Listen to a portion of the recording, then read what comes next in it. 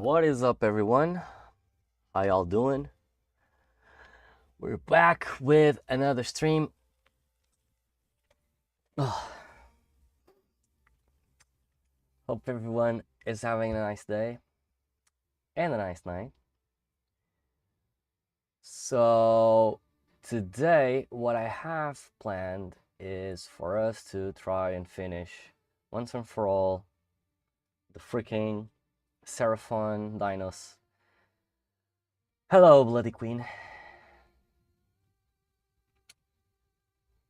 Hope you're having a nice night. Yeah, so today we're going to try and finish this once and for all. I've already done the marble effect on the... Let me change the camera.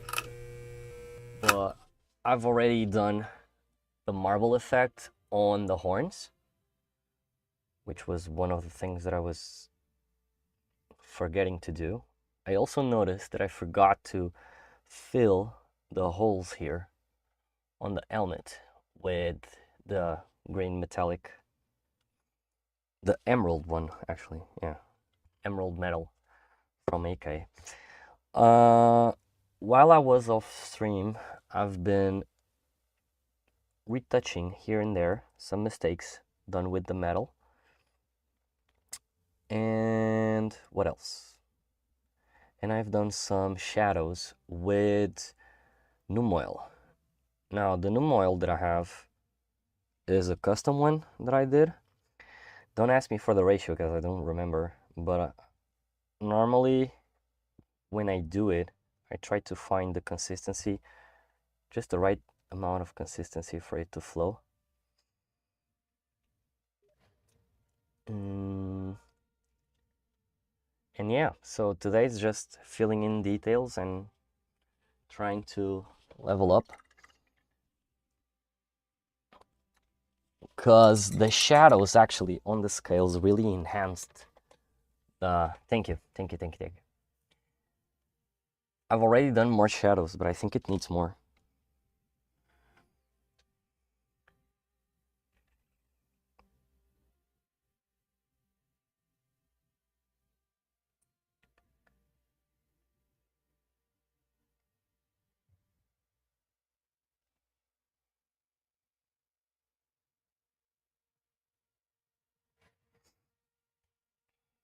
I don't know if I should enhance the shadows here on this side. I'll do it anyway. We'll see how it goes. I don't want it to be too thick. There. And the thing is, I don't know why, but the white spirit is freaking evaporating as fast as a bullet. And I think it's because it's freaking hot on my bedroom. So I have to keep on refilling, because otherwise the paint gets too thick and then I can't make it flow through the recesses of the miniature. I'm already putting Numoil everywhere. Look at this shit.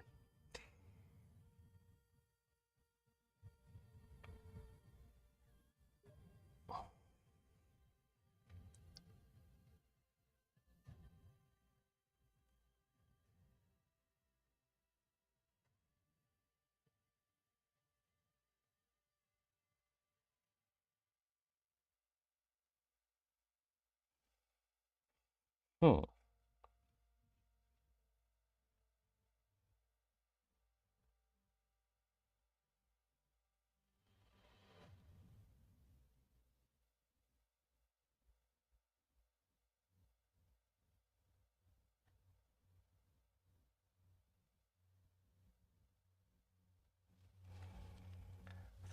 Something like this. The only downside of this new custom Numoil is the freaking white spirit. It just makes the bristles really, how do you say it? Really dry. What I ended up my Night Lord's commission. And oh, nice.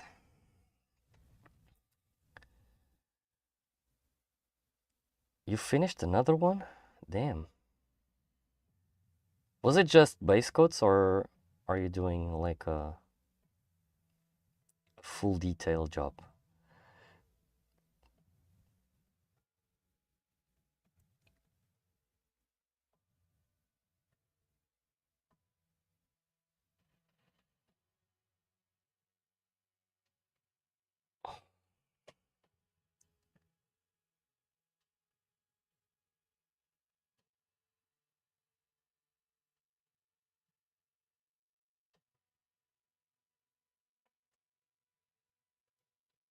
Mm,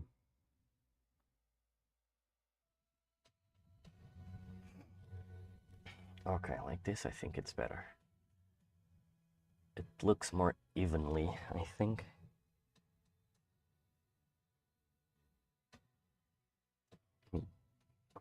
More.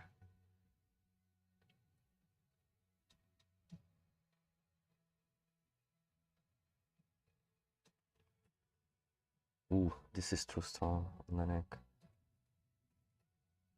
I don't want it to be that strong.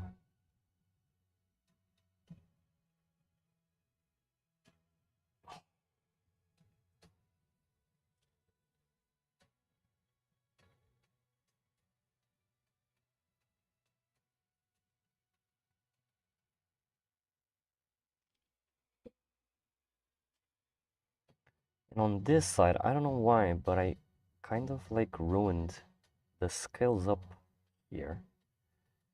Even though I don't think they're going to be noticeable because of the Seraphon rider. But still, I would love this to be kind of natural. And I don't know, maybe like this.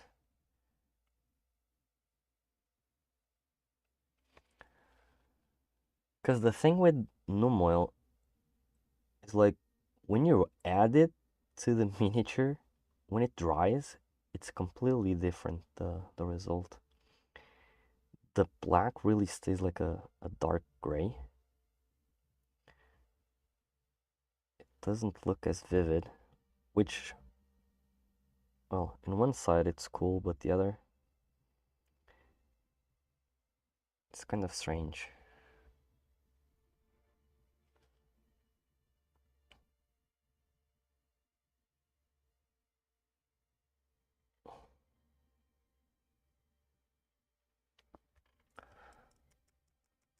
Oh, just base coat, shader and highlight? Okay, nice. Really nice.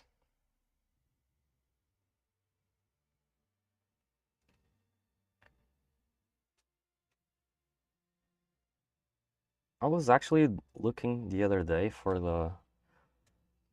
the Fiverr account, but I don't think Fiverr actually has a huge clientele, so I don't know.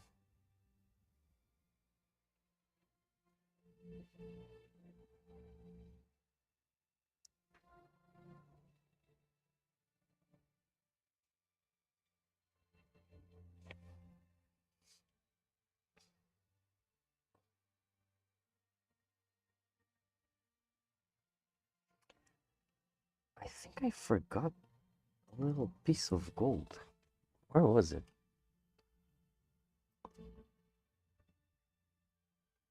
Oh, actually, how are the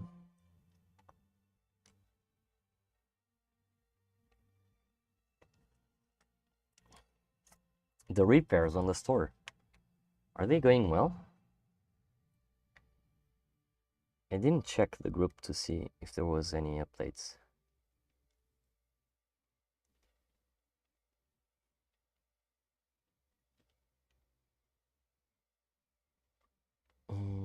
Where did I have that mistake? I don't remember.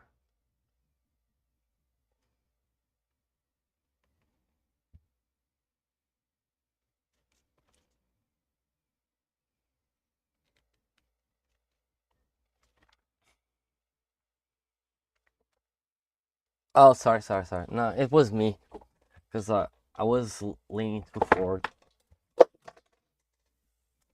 I was leaning too forward. That's totally on me.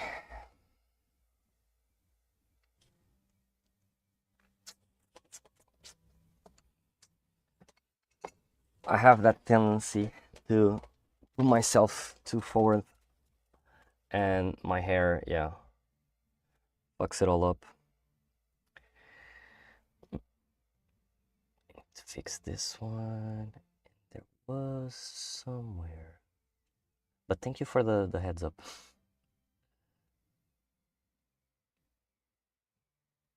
You know those bad postures? That was one of them. Leaning too forward on the table. Oh, here it is. Cause I fucking hell. I for some reason got some red onto this gold.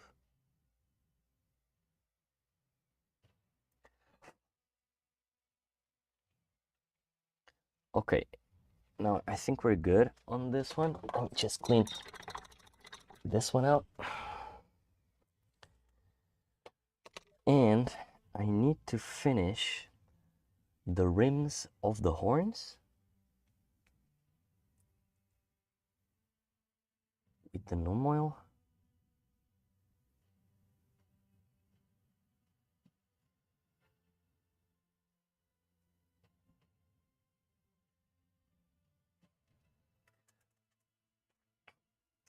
Uh oh, he's with the kids. Nice. Nice, nice.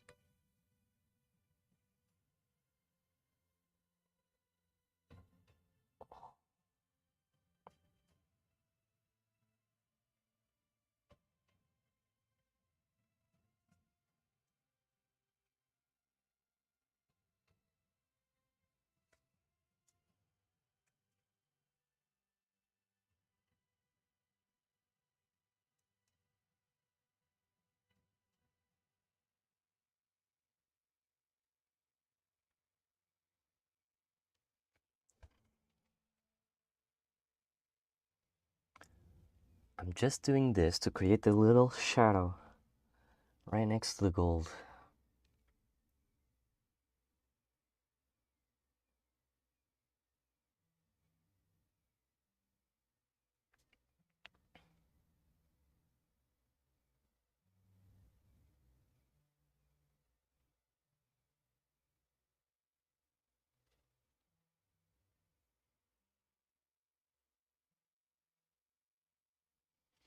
Mm-hmm. Just like that. Now on the smaller ones. And then I think I'll move up to the feathers. Not sure in what color I should do. That's something that I've been struggling for weeks now, is to trying to decide what colors I should do on the feathers. Because like we have really strong colors here on the miniature, and not a lot will go just right with it. But I was thinking of doing um, green and blue, maybe. Yeah, I have some backbones problem too, so every time I have a long session, I just end up doing them and going back to them, which is a bummer.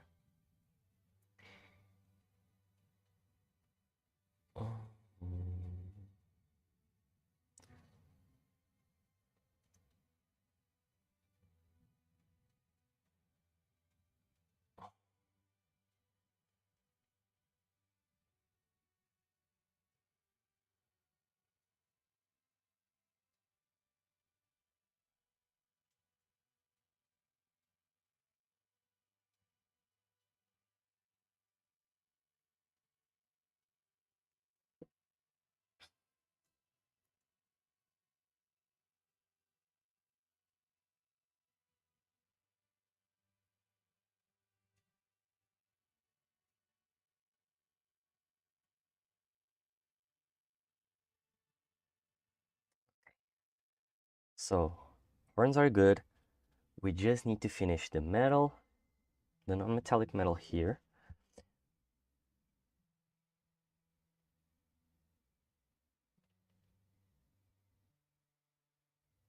Actually, you know what?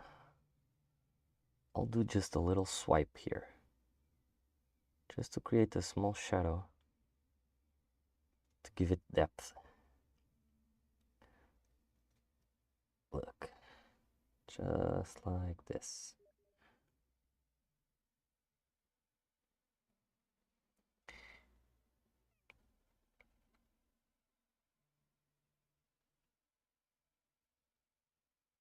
I need more. And the white spirit is drying again. What kind of...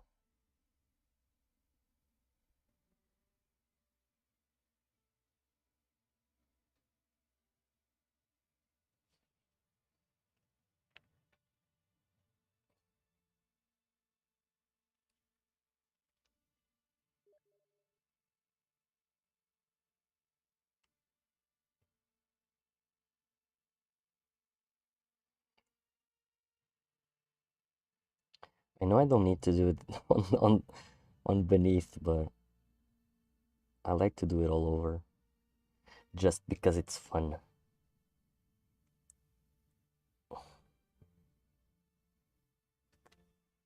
Yeah, it actually gives it a little bit more depth. Hey, brother, how you doing, man? Long time no see. I actually don't see you for a long time now. Way back in the day. How you been?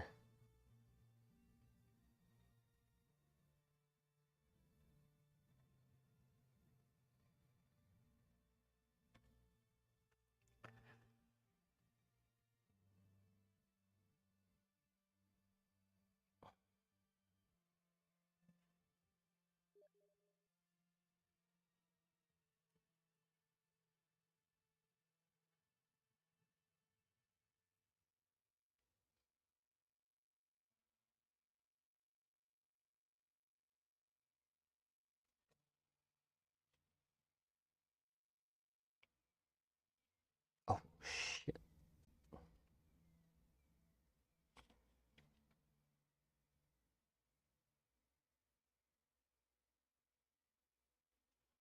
Yeah, just like that. Now a little bit on here. And here to finish. Now I need to do on this side of the ring, just to give it a nice detail.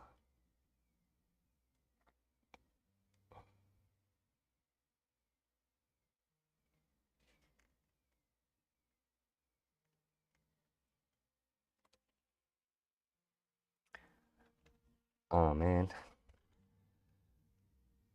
Well, you do need to have that in consideration, bro. You need to rest, because otherwise you'll burn out.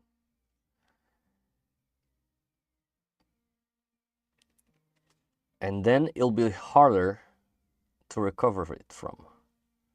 So you should really slow down.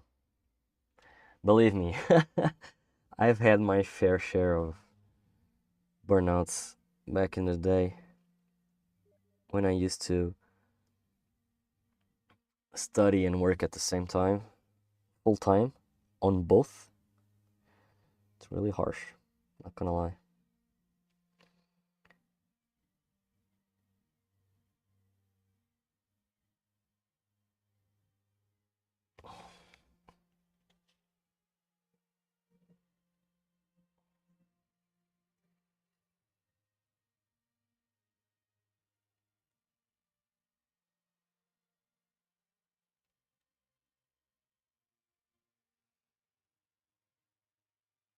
Yeah, I know, bro. I know. And nowadays, life is getting a little bit harder and harder every day, so yeah, I totally get you.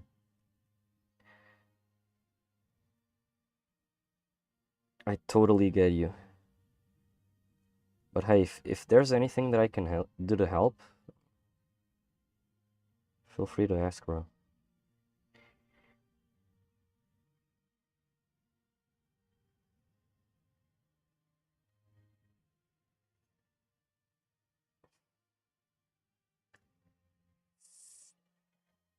I can't get to the knee correctly. Okay, I think that's that. I don't know if I can do anything better right now regarding the shadows. So we'll clean this one up using the other cup here. That mini is from any... Actually, it isn't. This mini is from... This is not actually a 40K mini. It looks like it, but it isn't.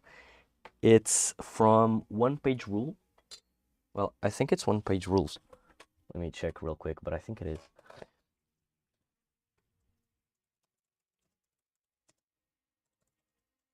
Because I think he makes a lot of... Yeah, it's from One Page Rules, and they're called Saurians.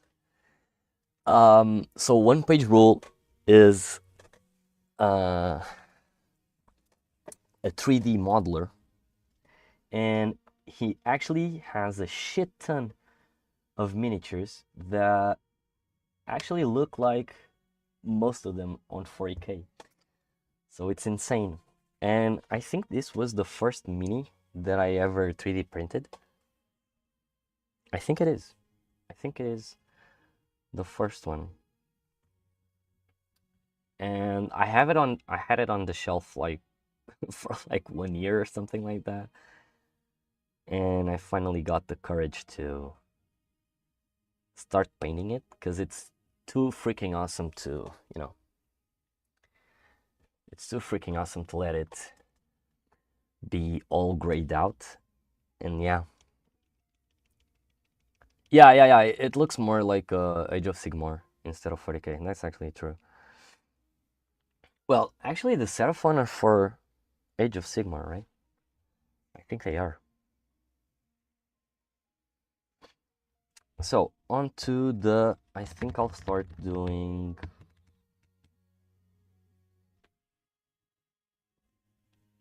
I think I'll start doing the feathers now. Put this on the side, because the Numoil might fuck everything up, the gold as well. And let me just remove real quick the Numoil from my wet palette, because I always tend to spill Numoil everywhere. It's my sin. I don't know why, but I always fuck up Numoil. Okay, so I think I'll put out the freaking gold right here, and we'll be doing some black. Where is the black? Oh, actually, I do have another black that I like to use, the one from Vallejo. So what I used to do, the non-metallic metal, normally it's with these four.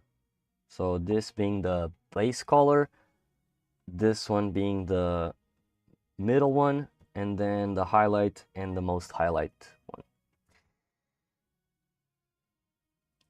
Yeah, I just paint also. Well, I do like to read the lore, which I am reading at the moment. Like I read the entire saga of Eisenhorn, which was an Inquisitor for 40K, and I was reading the Ravenor series, which is I think it's the disciple of... Yeah, it's the disciple of Eisenhorn. But I stopped it because I found the Soulblight Gravelords, and I'm really obsessed with vampires. I love most, like, all the movies from vampires and everything. And yeah, as soon as I found out, now I'm just reading the lore from Age of Sigmar and everything around the Soulblight. But otherwise, I don't play also, so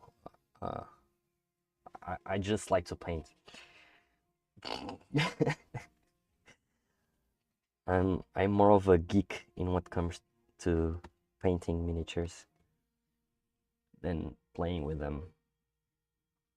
I think I've never done a game, actually. No, I actually haven't done a game. What was I doing? Oh, right. So this, what can I use to do the feathers? So feathers with, let me imagine a little bit. Maybe I could do like feathers with the middle in green and the tips in blue. I think that would be cool. Let me just look for a feather, green and blue. Maybe I can find something. Oh, wait, can I? I actually found something. Oh, like the peacocks, right? Ooh, I like this one. So green in the middle, blue in the tips, and what the fuck is that?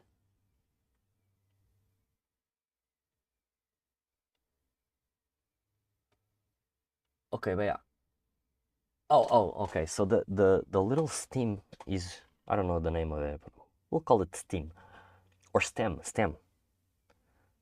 The middle section is black, so we'll go with that. Hey, Christian. Oh, the arch villain? Yeah. Arch villain games models. Actually, wait.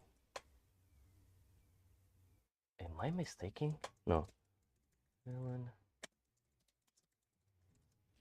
Let me check.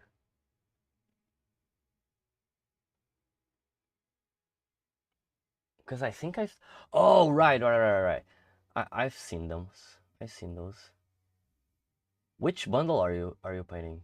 Because I remember the ones with the snaky things.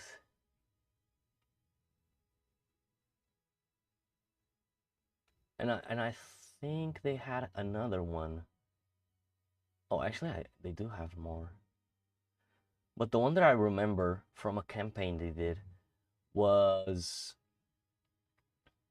the ones with the snake people and huge snake monsters and everything from the ocean. One day I saw a Titanic meme when Rose and Jack to draw, and she said, "Paint me like you paint your 40k minis." And okay, that's a good one. That's actually a good one. That would be funny to see. Oh, right. Guys, remember, when you're painting, one thing that you can buy that it's really, really cheap, and I never get tired of uh, saying this, is buying these little silicone cups on AliExpress. It's like €2, a bag of 100 of these, because these are used for the tattoos. Like the tattoo artists use this a lot. And I bought them, and it's freaking amazing because Numoils, metallic paints, a lot of shit that just ruins your wet palette and brushes, you can just put them there, and not only they don't spill, because like you have to really flick it hard to make it go away, but otherwise it's actually a really cool thing. I don't know where I did saw this, but it was a great tip. I actually use it almost every day. So, where am I? What am I using? Okay, we'll go with this one. Oh, you have a Blood Bowl Soul Blight team? Nice. I don't think I ever saw those ones. But if they're Soul Blight, they must be good for sure. Because normally Soul Blight is just the models are just insane. Insane. So it has like a bluish blue. Maybe this one. Or, oh, we can use this one. Maybe I'll use dark blue with this blue. yeah, we'll use this one. And for the green, I think I'll use a dark green like this. And what else? I don't know. Do I have any more greens? I do. Oh, I can actually use that one. Wait 1 second. So we'll use this one, the frog green.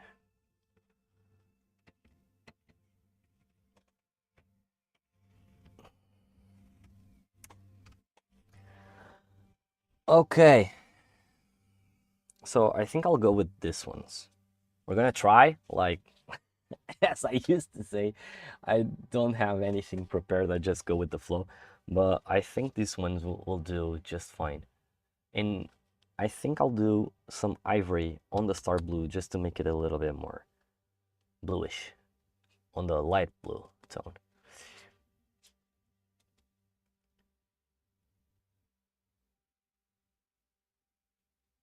Oh, it's just Vampire's Blood Bowl. I actually never saw those ones. Let me check. Vampire Blood Bowl. Normally,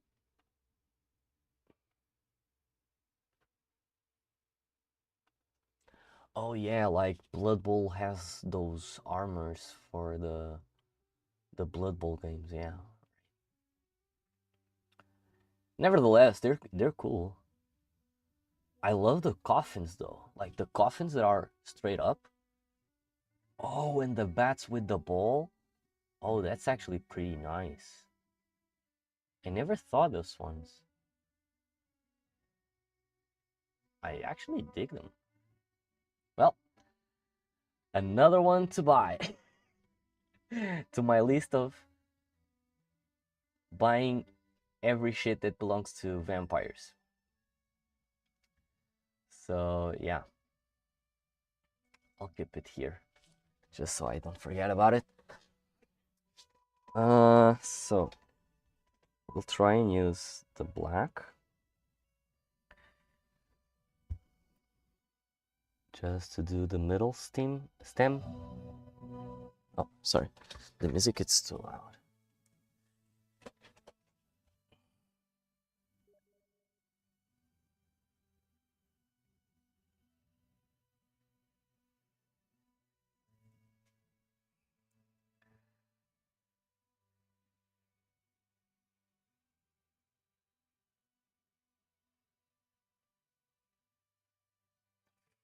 I'm afraid of letting this shit fall. Wait, let me do it like this. Okay, much better. Now I have a better grip. Actually, let me put some thinner on the paint.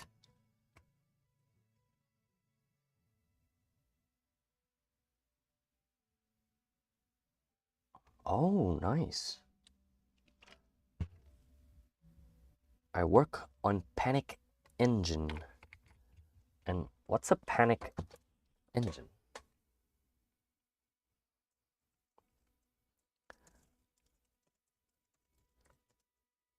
Orbita. Let me check it.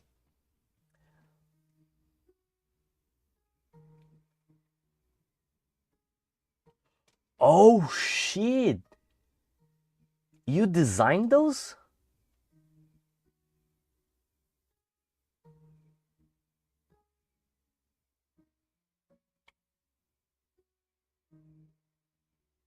Did you design these ones? Holy damn.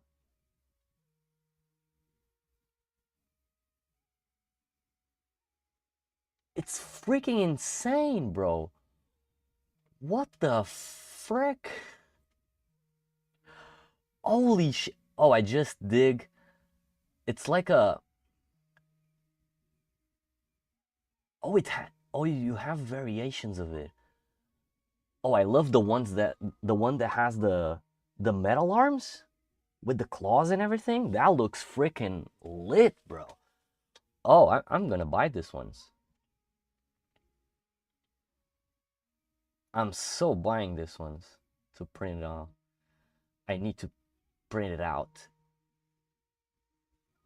Oh, and you even have one with the hoverboard.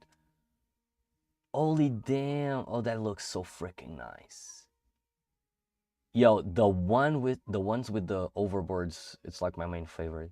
Oh, I'm gonna paint that one. The metallics and everything on this one will be just freaking lit. Holy damn, bro. Congrats, you have a shit ton of skill. Holy damn. I wasn't expecting that.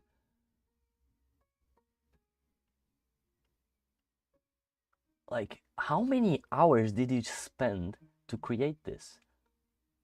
Holy damn. And the details. So many little details. It's insane. Congrats, man. Just a really, really nice job. I'll definitely buy one set just so I can print it and then.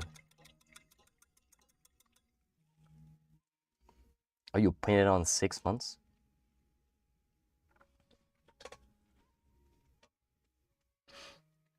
Nice. Wait, but wait. Did you also paint them?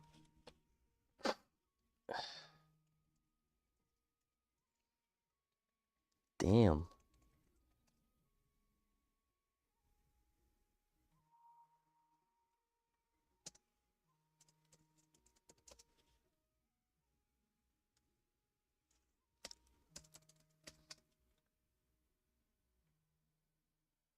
Really nice, bro.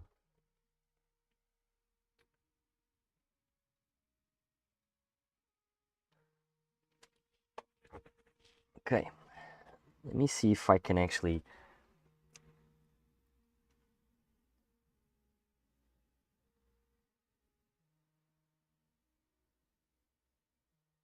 do this without fucking up the feather.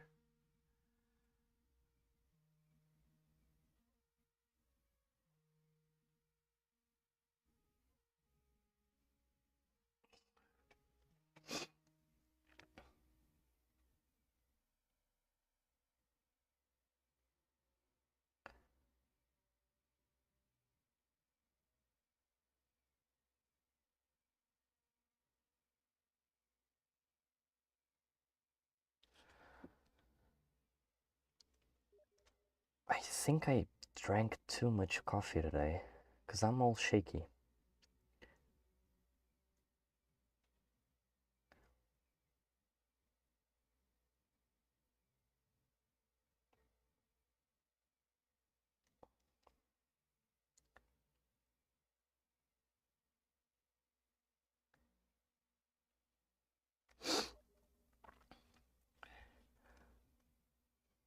Maybe I have the metallics kit. It was a gift, but I hate them. What do you think about the Army Painter War paints? I don't know. I've never used them. But like from now, seriously, from what I've seen, like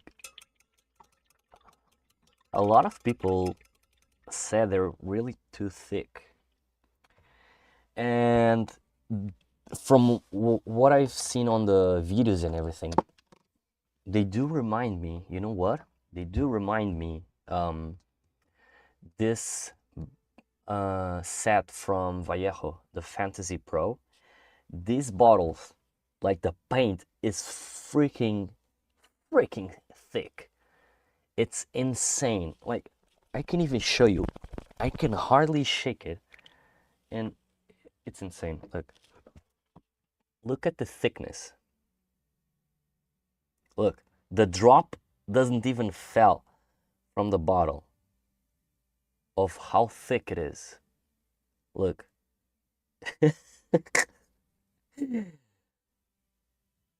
Look, it Oh, it's starting to fall. Okay. So it's really, really thick. I don't like this at all because, you know, the thing that I have with Vallejo is the paint control, it's not great. So you either have one bottle that it's too thick, another bottle that it's too thin. You don't have the same consistency, right?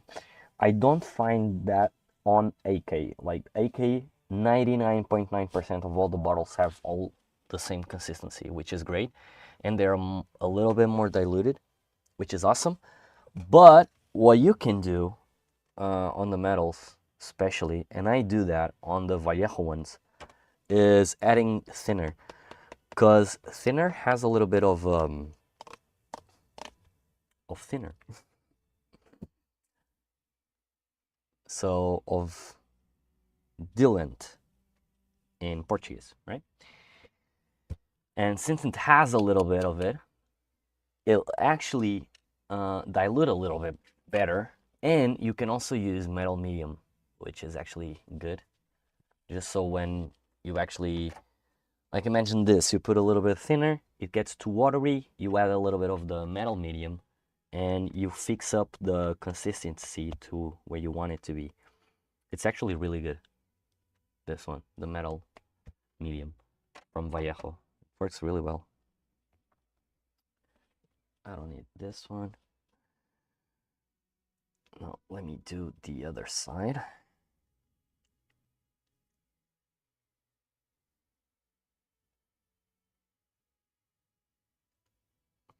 Actually, let me do it on the side. I think that on the side it's better. Yeah, exactly. I was just being a numbnuts.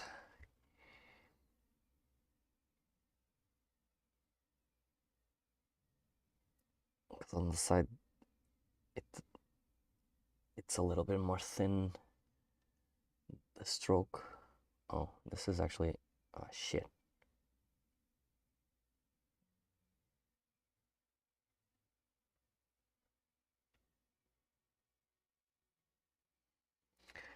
And I can't forget, which I will,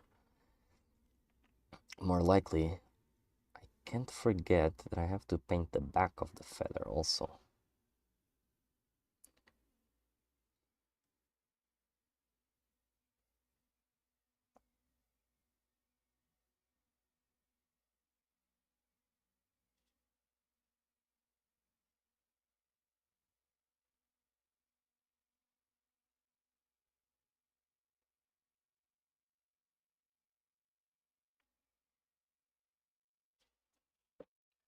Nice. But actually, I've never used Army Painter. I would love to try them out one day. Maybe I'll buy a set just to, because they have some cool color ranges, but I never tried them out. So, but recently, and I think actually it's this month that it's going to come out. AK is releasing a new speed set of paints, which it's 80 bottles of paint, and it's insane. Like, it's freaking insane. And of course, I'm going to buy them. But from what I've seen from other people, like other painters, it's freaking amazing. Like their speed paints work really, really, really well, really well. Ugh. They work just really well, and I'm really excited to try them out. What? Let me just grab my toothpick and just remove a little bit of this paint right here.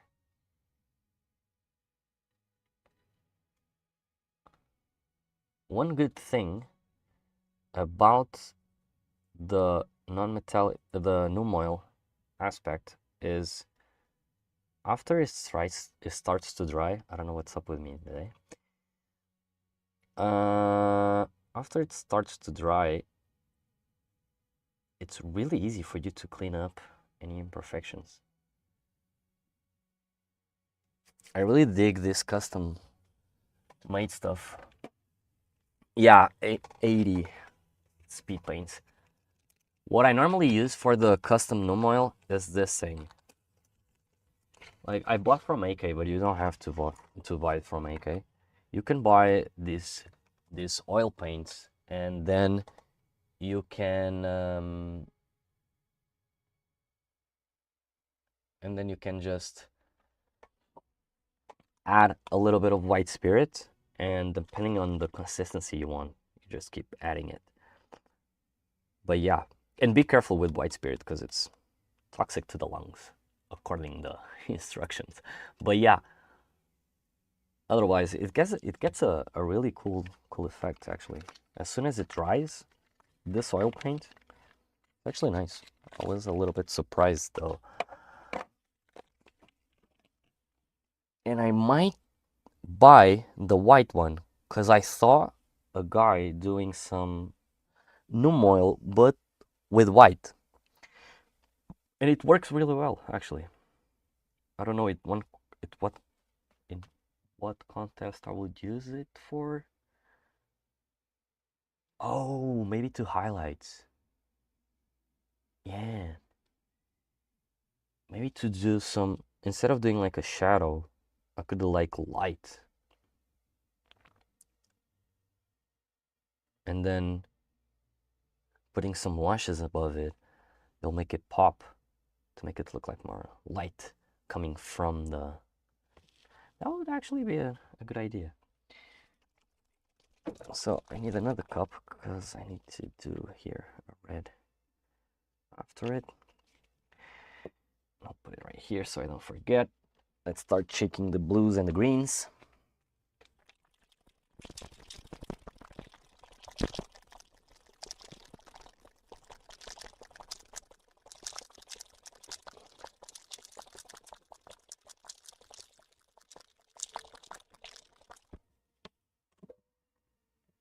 Okay.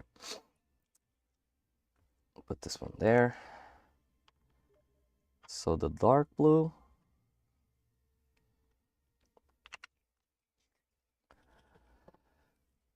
The light blue.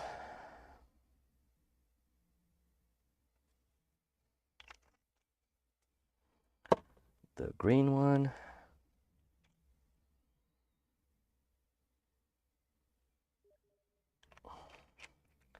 This one isn't shaped well. It's not an earthquake. It's just my my vortex mixer, which is really close to my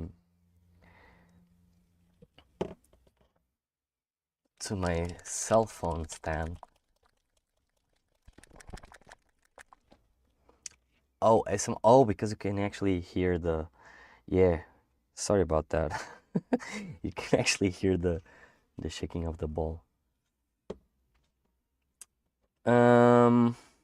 Yeah, so let me check the bottle, the paint image. Okay, so I might do green on the back. Yeah, I'll do that. So I'll put the darker green on everywhere.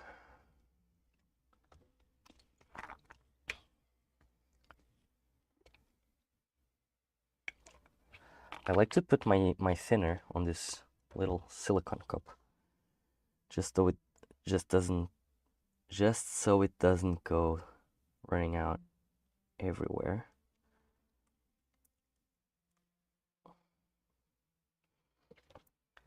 A little bit too thick still.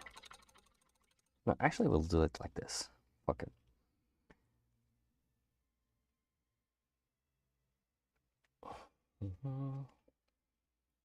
So let's swap it out.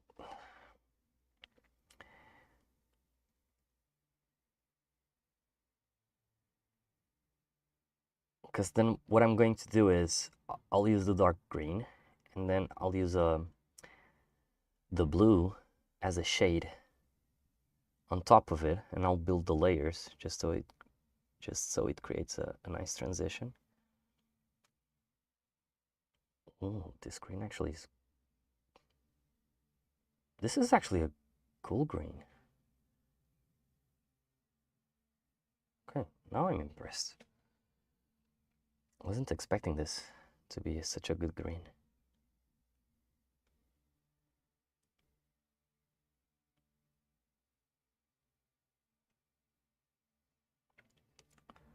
Huh.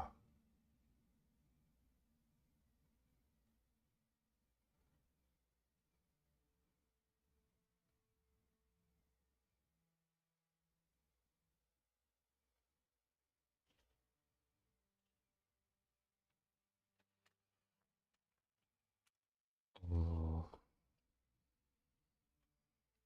It's actually a little bit more strong when you see it in person. Because on the camera it looks like it's a... It looks like it's a little bit more on the blue tone, and it isn't. Oh shit. Can't let it go to the gold.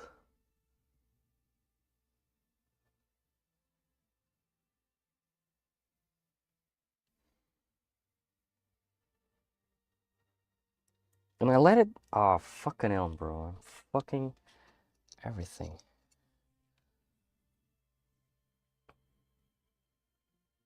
And I've already... Oh, shit. I have to retouch the gold on the sides. Fuck it. Yeah, I should have painted the feathers first before doing the gold.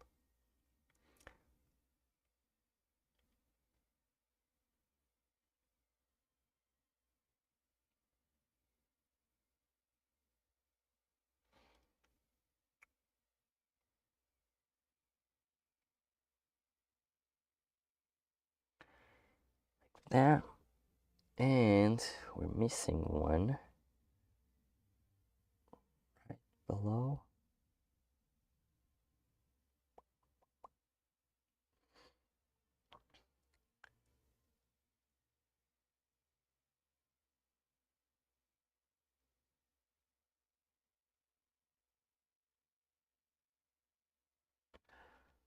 Okay, I think on this side is good. Switching it up. Let me clean my brush.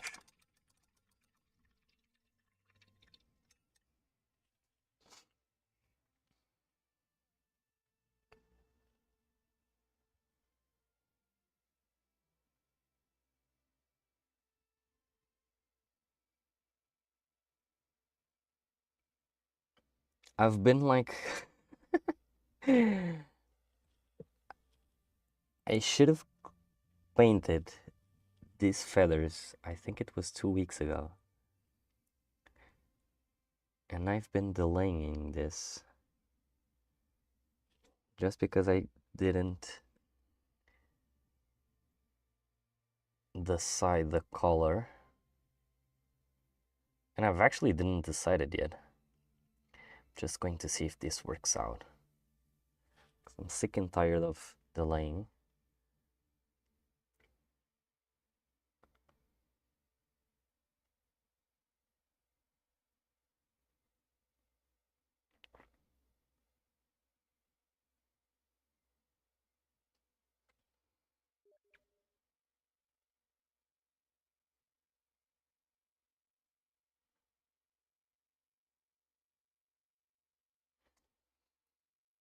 Mm-hmm.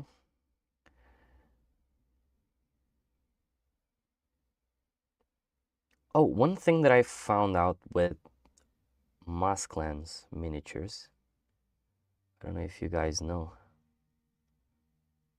who it is, but it's just as you say the name. It's Mas Clan, M-A-S, Clan Miniatures. He actually likes to, when he's painting, he likes to like put every single base color around the Mini, right? And that way, it actually gives him a perception of how it will look in the future, right? So he can actually right away change colors or schemes just to make it even better looking.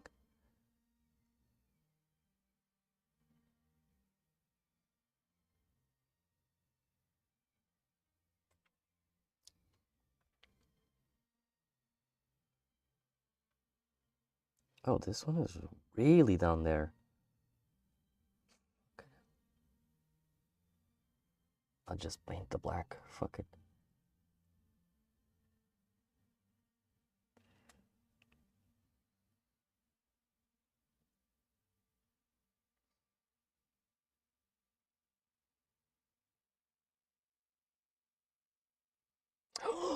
No, not the horn.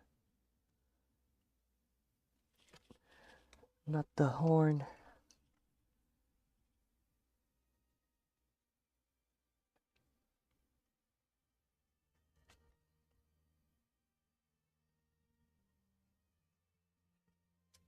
And I've already fucked up the horn.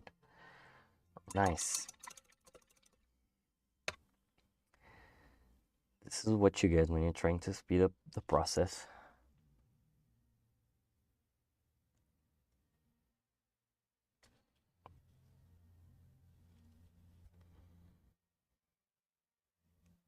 So you know what?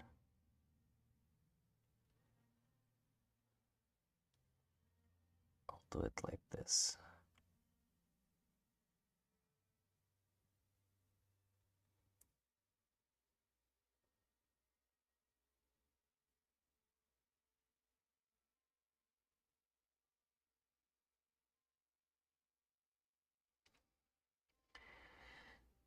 At least it looks like a reflection. Well, we'll leave it at that. No, I'm actually just doing everything on my head. But in my defense, I've actually seen like a shit ton of tutorials.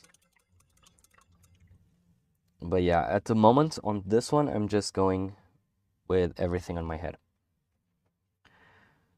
What I think that it's going to be cool, I just go with it. So yeah, even the highlights and everything, I just discovered the other day how I'm going to be doing the highlights, which was this ones that I did on the scales, which actually gives you the notion that it's coming light to it. I really dig it. This I just found by accident. Not gonna lie, it's actually true. I just found out by accident.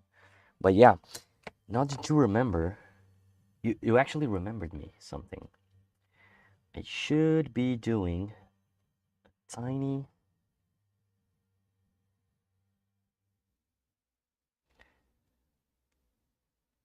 tiny shadow on the top of the scales, but I don't know if I'm going to be able to do it.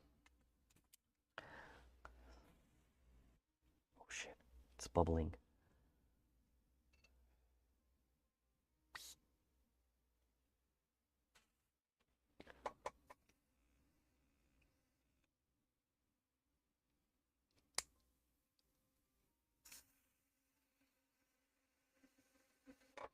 What the fuck is going on with my brush?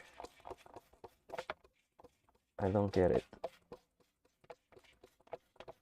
Let me just put this on the side.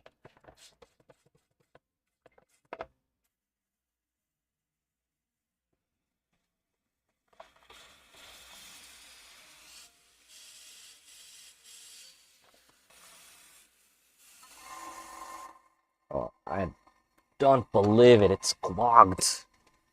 Fucking hell. Now that I was just about to use it. It's fucking clogged.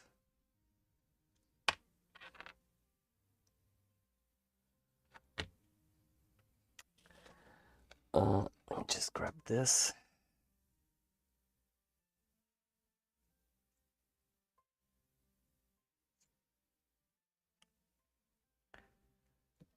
it was clogged.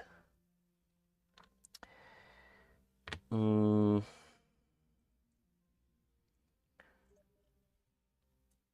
me just zoom out so you guys can see what I'm actually doing. Just my airbrush that actually got clogged because I've let some paint.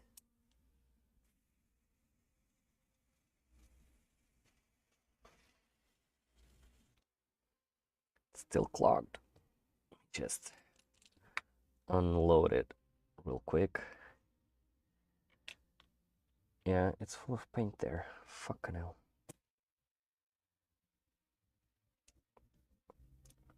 Oh, you see, this is the valve that I was talking about. It's this valve. It's not the quick connection. It's this one above it. This is the valve that you can use to regulate the air that comes out of it.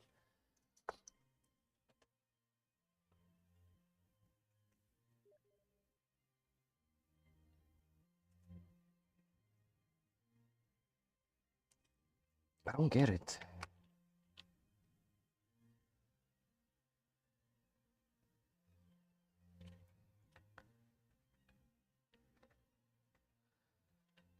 The thing is, I just cleaned my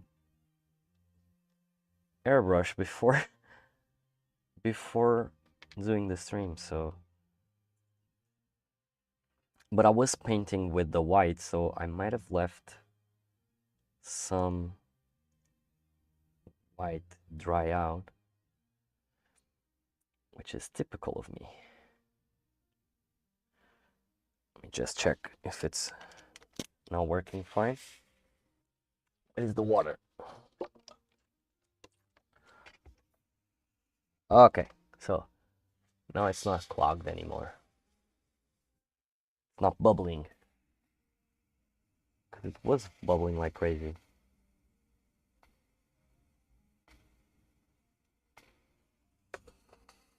But it's doing really strange noise.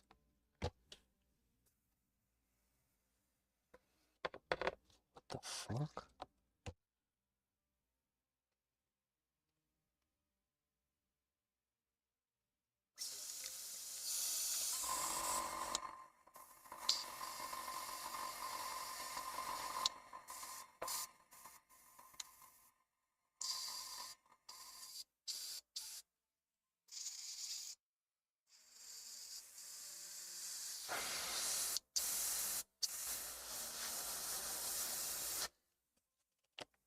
I don't know what the fuck is going on.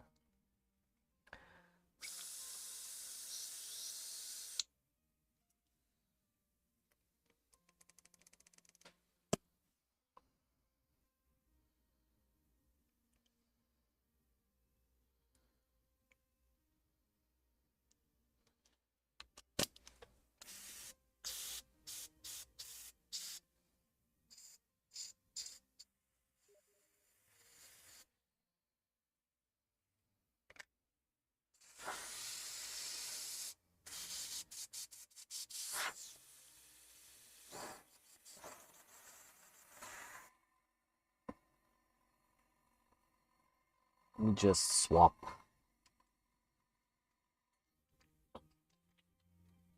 I don't know what the fuck is going on with my brush now.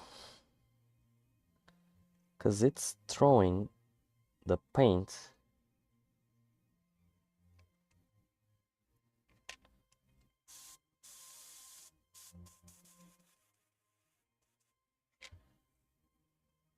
all over the place. Which is odd. Like the...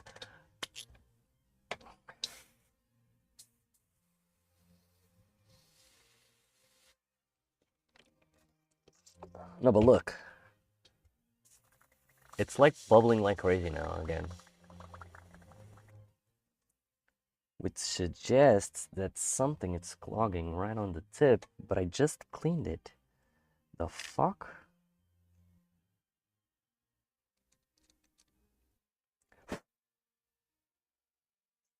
What is wrong with it?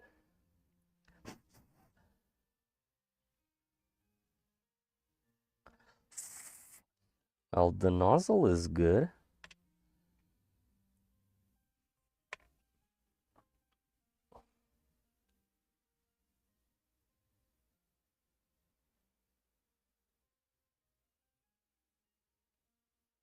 And it's clean. It's freaking clean. I don't get it. Airbrush, man.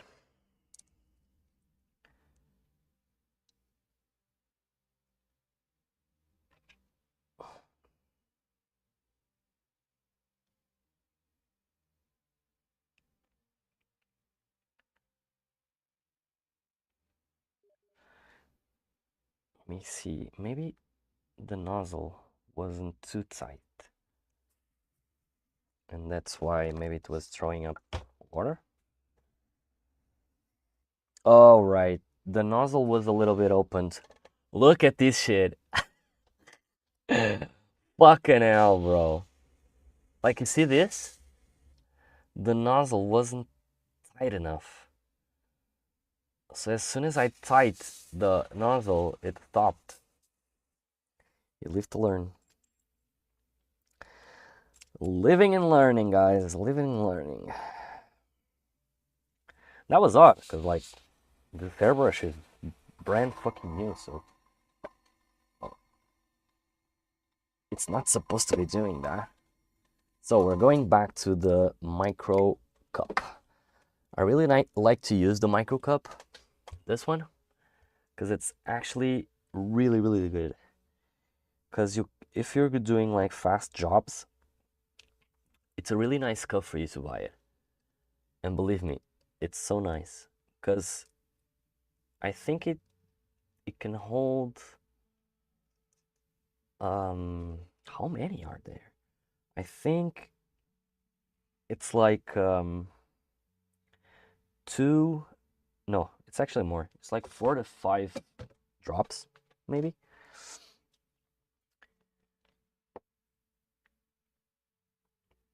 Which is awesome, because when you're trying to do those speed jobs and you don't want to waste too much paint, because you're using just 1 to 2, 3 drops maximum.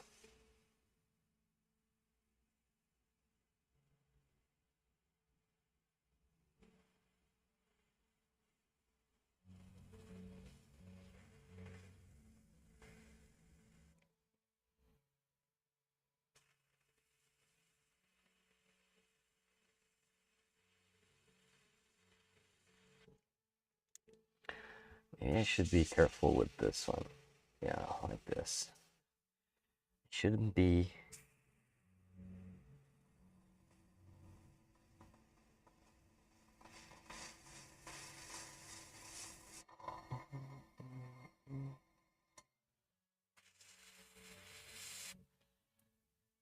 Wait 1 second, I'm just adjusting.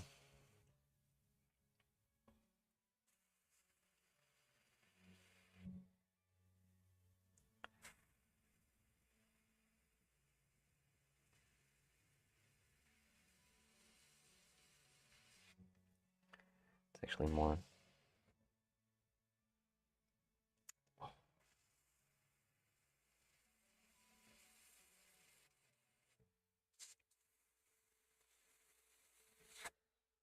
The fuck is going on?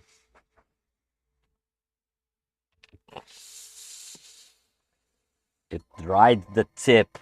Fucking hell. What a mess. And what a waste of paint. God damn it.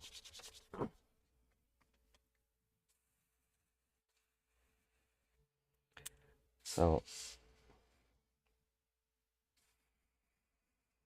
yeah, like this. So I wanna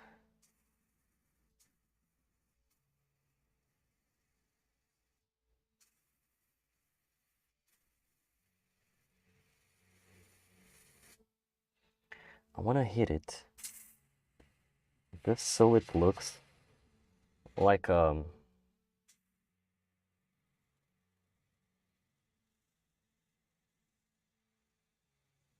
wanna make like a small shadow Just above it.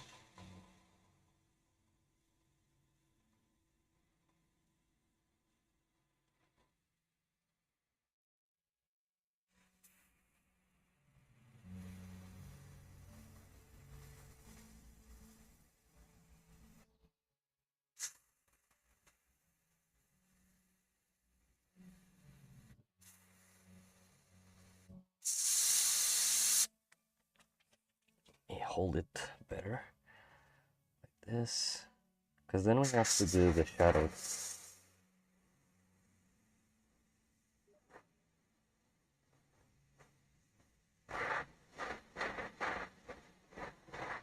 I have to do the edge highlights on the...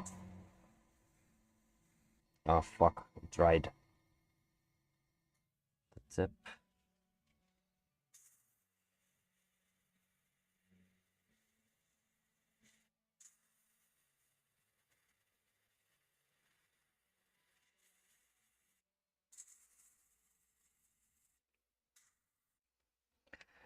Try it again.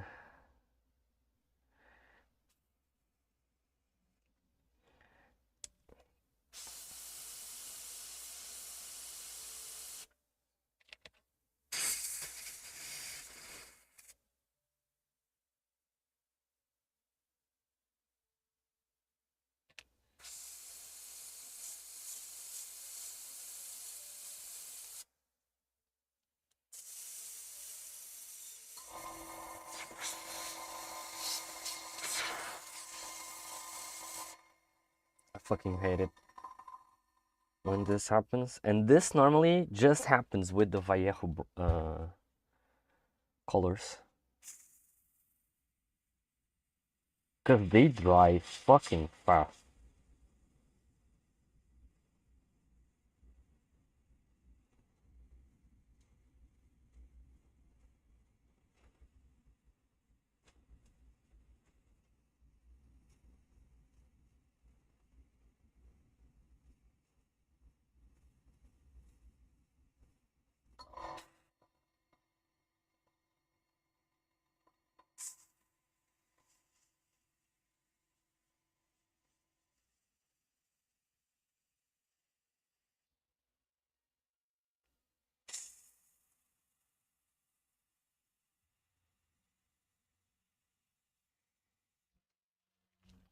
Let me just do this.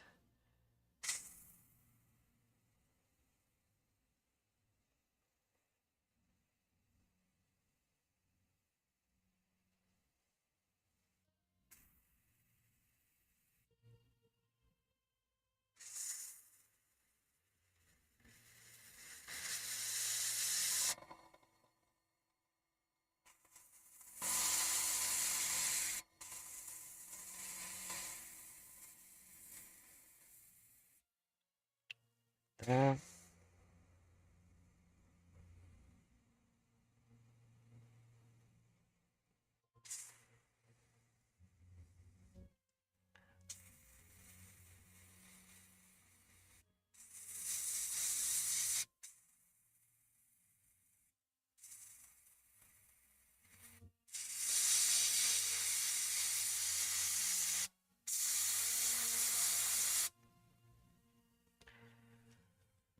Like that. I think, yeah, it's working. So the problem was I was not tightening it up, the tip. Because as soon as the tip is a little bit loosened, it starts to go air back up to the top. So yeah, that was the problem. Noobs being noobs, and that's me. But hey, living and learning, right? But now my airbrush is all, and I just cleaned it. I cleaned it. Fucking hell. I cleaned it just before the stream started, and I've already gutted it out just so much. Fucking hell.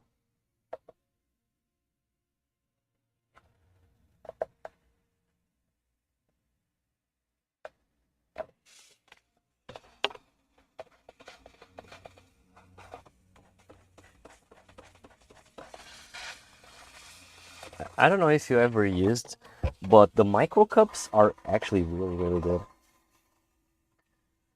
And this thing that was happening with my airbrush, it also has to do with the fact that paints from Vallejo are a piece of shit. Because they dry really fast, especially these ones, the Game Air ones. And I don't know why I still use them. Well, I know why. Because I've spent a lot of money on them. So I want to give them some proper use. But fucking hell, bro. I just hate the fact that this paint dries so fast, so freaking fast. It's actually insane, the speed that it dries. Let me just use my airbrush cleaner right here. What? The Game Air dry? Yeah, it's supposed to, right? But it dries really fast. Really, really fast. As soon, like for example, if I'm using the AK paints on an airbrush, they normally after I don't know, maybe 10 sprays, like 1, 2, 3, 4, 5, 6, 7, 8, 10. After 10 sprays, something like that, it'll start to dry the tip, right? So you just need to remove the dried paint on the tip and you're ready to go, right?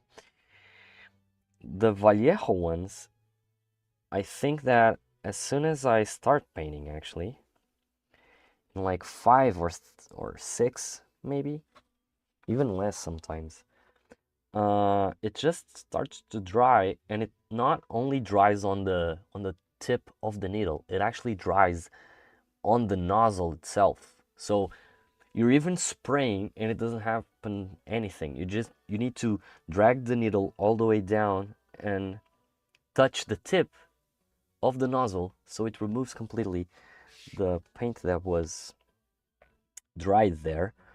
I was talking to you about the micro cup.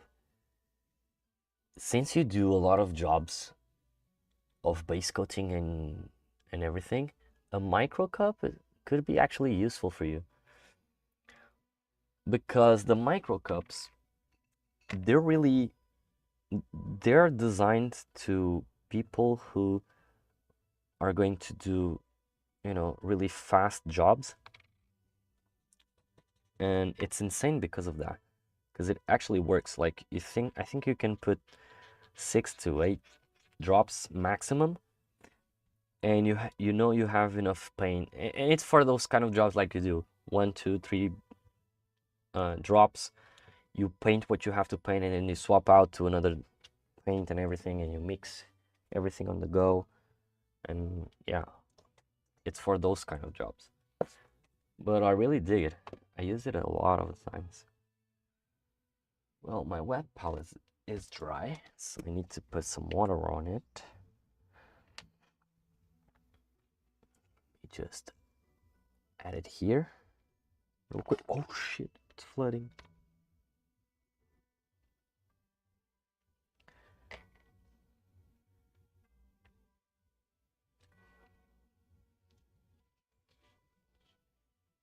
Okay, nice. Let me put this one here, and we're going back to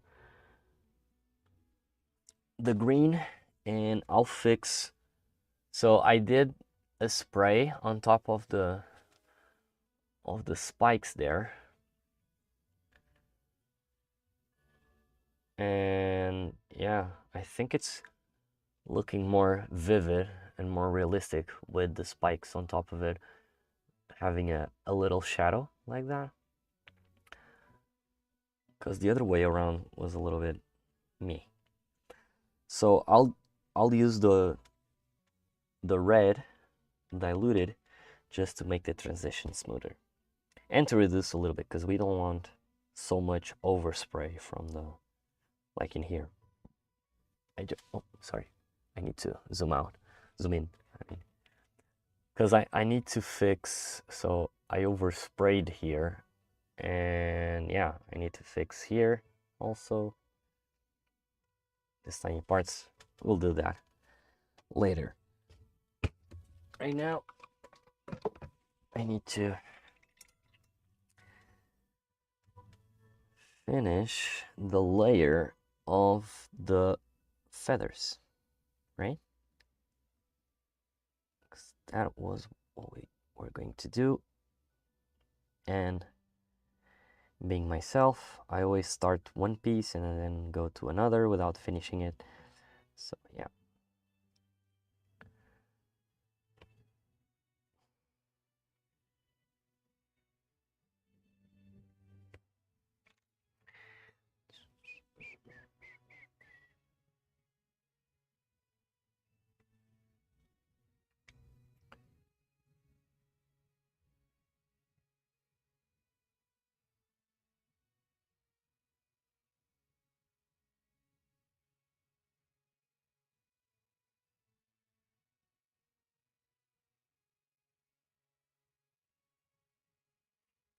Mm-mm-mm.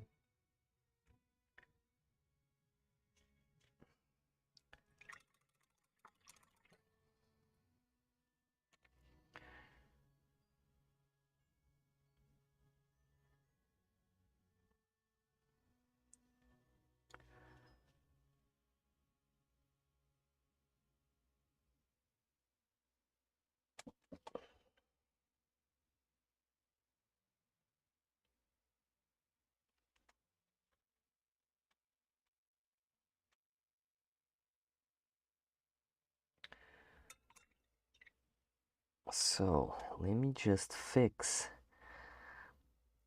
what I ruined on this stem thingy.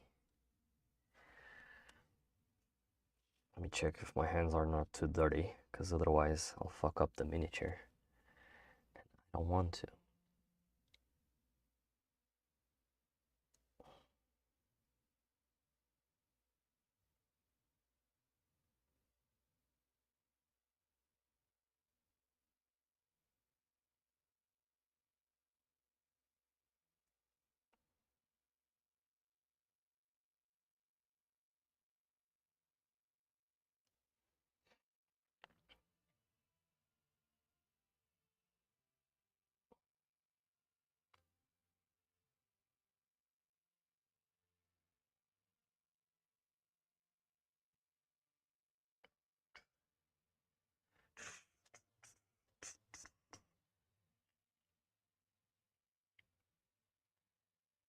And keep in mind one thing, Bloody. Normally when Vallejo says, not Vallejo, just Vallejo, like even AK and other brands, when they say it's an like a paint for an airbrush, like the Game Air and everything, sometimes what they don't tell you is they use a special thinner, which actually lets the paint dries a little bit faster.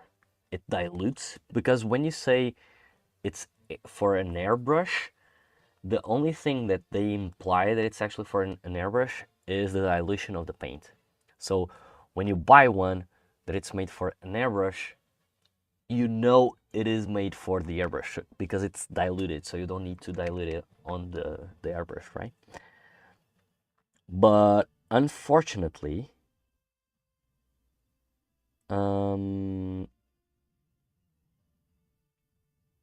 it dries really fast, at least this one, because I know you have Game Air and Model Air, and they are a little bit different. And from what I found online, I don't know if I have any Model Air. Oh, it's not. It's Game Air. Sorry. Oh, they're actually. No, it's not Game Air. Sorry. I don't know where it is, but I had it somewhere. Oh, here it is. It's actually Model Air. So the Model Air. This one is a metallic, but fuck it. The Model Air, it's actually made I think this one is the one that doesn't dry that fast. It's the one named Model Hair. Because the Model Air, since you're doing paints on the models, I think they use a thinner with some kind of retardant, so it doesn't let the paint dry as fast. The Game Air, as it's implied, you're trying to paint for games and for you to game with the miniatures and whatever. So you want fast speed painting jobs, so it dries faster. I don't know if that makes sense, but I think that's what I've seen on the internet. But yeah, yeah. Normally I just use the AK, but since I bought the the Vallejo ones a while ago, I just want to use them until I run out, and when I run out, I won't buy them anymore. So yeah.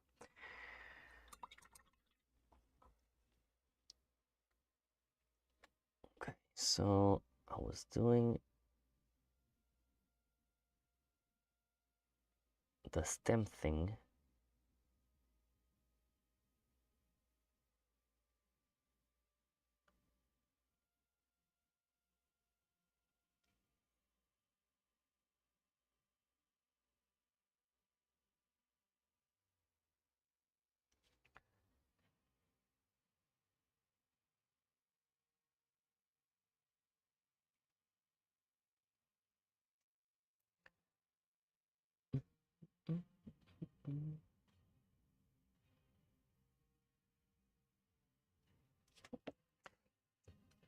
Why can't I reach? Let me reach the tiny piece. Yes,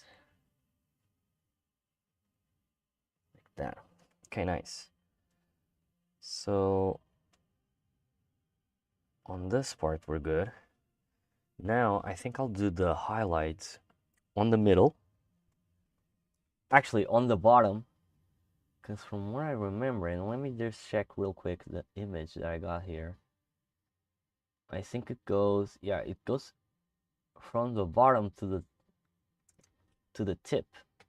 From the bottom to the tip. Bottom from to the tip. So where's... Oh, it's more highlighted towards the center. Right. Right. It's more highlighted near the stemmy thing. Interesting.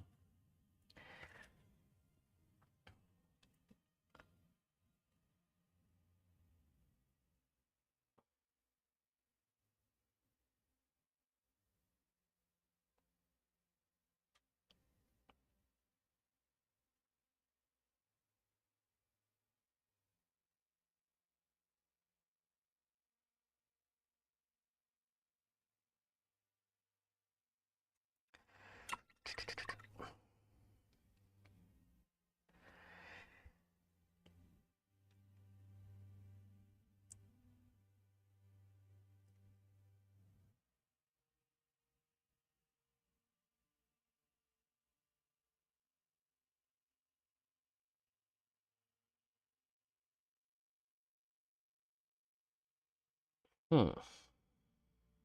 Oh, this part is going to be a pain. Okay. These tiny stems of the... I don't know the name of it, but we'll call it stems. This tiny stuff on the feather, it's harsh. So maybe I'll use a mix of the two. Oh yeah, that's the stuff. I think I'll use this one. Let's put them side by side. Yeah. I think that'll be good. So it's greener towards the center. Actually, you know what? I'll do it like this. Tiny strokes.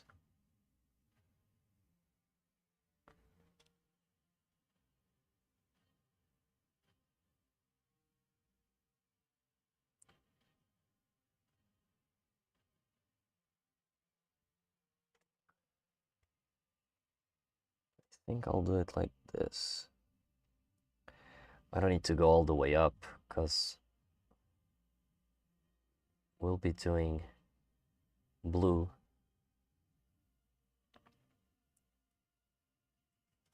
on the way up.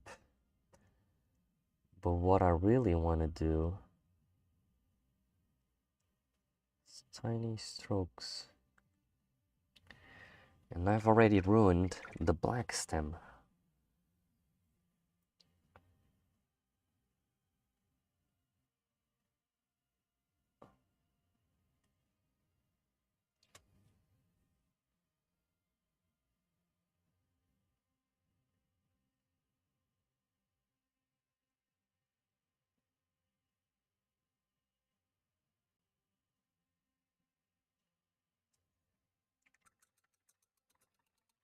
I think like this it's going to, yeah. I think it needs a little bit more green. Just a little bit more intense.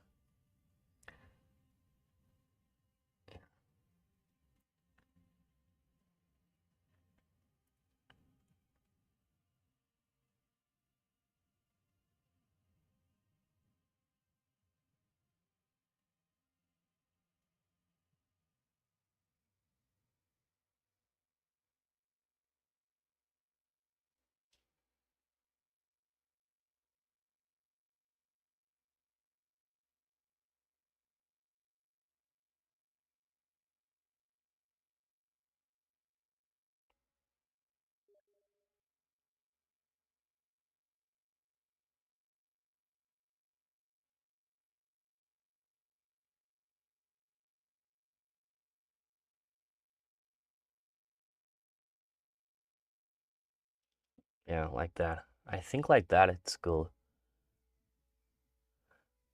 Oh, no worries, no worries. It's okay.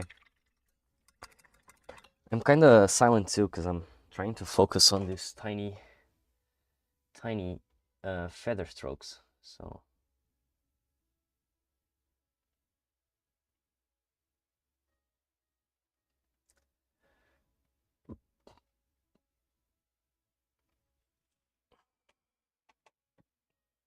and I think I should be using a smaller one. But fuck it.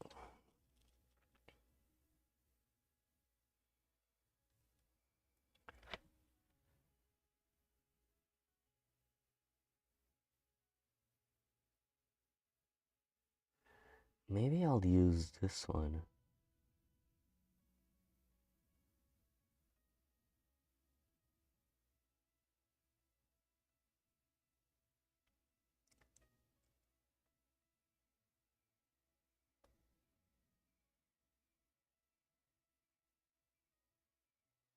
This.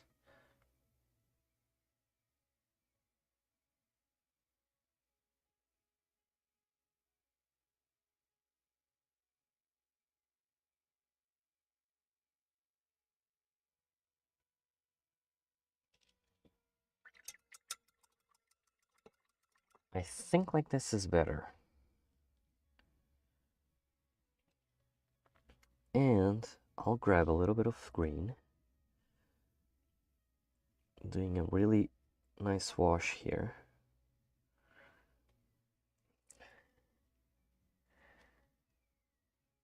And we'll use it like this just to blend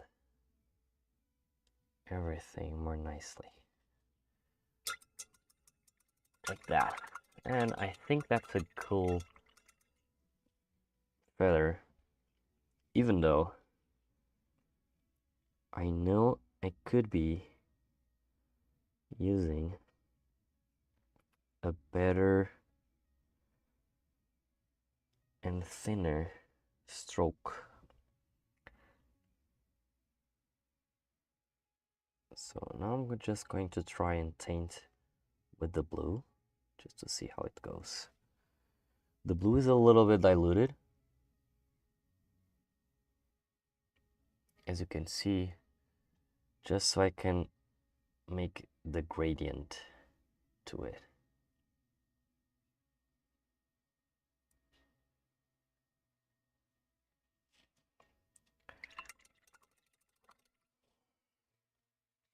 Because I'm still not sure if I should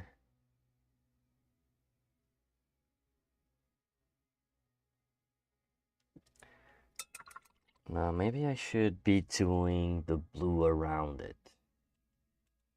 Let me check. Because they have the image that I was following.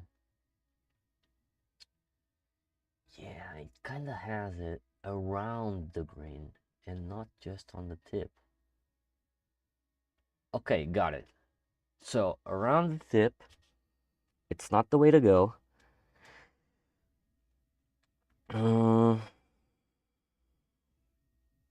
So yeah, we'll do it like this. So use this screen. We'll leave that one later.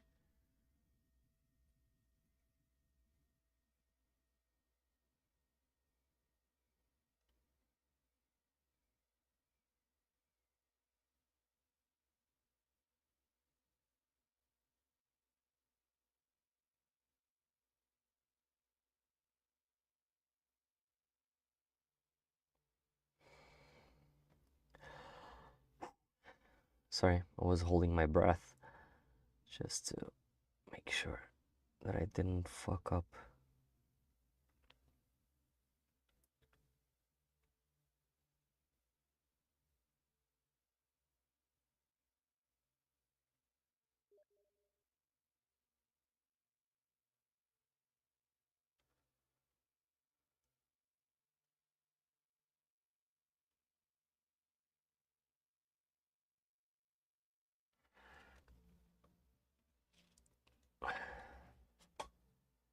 See if I can. Okay.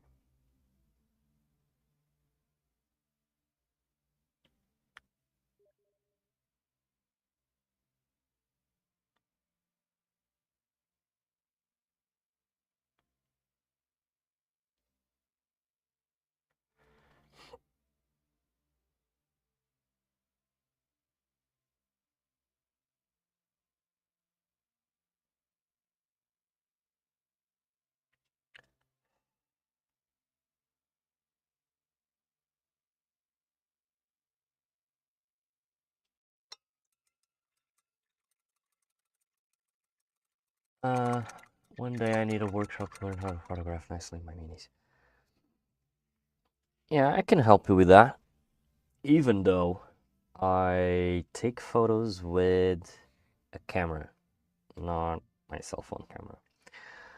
But you can actually take good pictures with your cell phone. You just need to understand how you can work out the aperture. I think it's aperture of the lens of your camera. For example, let me show you. Oh shit.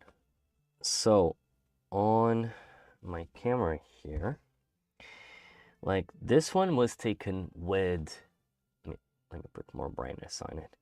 This one was done with my cell phone. And as you can see, you have really nice, cool pictures with the dark background. But mainly it's because of the paint of the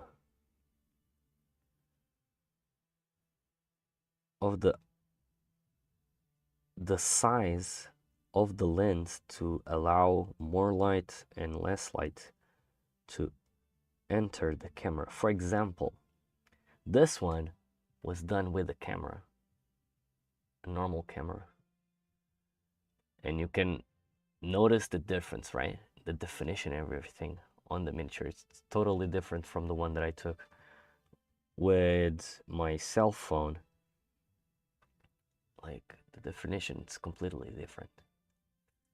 But it's good nonetheless. What you need to do is, normally what I do is the following. I select the Pro version of the camera lens, and you can already see that it's, oh, let me put it like this.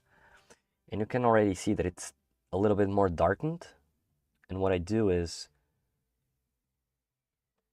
I like to use a less source of light.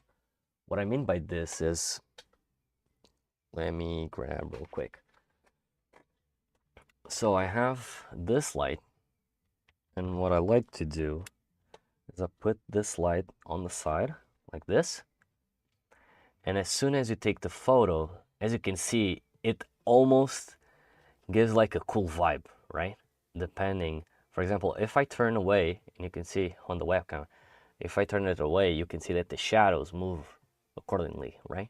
So you need to play a little bit with this from where the shadows are hitting. The thing is, my photos look good because I have this shit right here. As you can see, I have these two photo lights or two photo boxes, and I have the miniature right here, and I have a nice playground. And what I normally do is I light up one and I turn off this one, for example, so I have light hitting from above and from this side. If I light this one and I turn off this one, you have more light coming from this one and from this side, not from up higher. And sometimes I just turn both off and I use this one, you know, on a certain angle. Since this is a lighter, smaller lighter source, I can have a better focal. So as soon as I do this, you can actually instantly see that it gives like a cool vibe to the miniature. And I think that's the trick.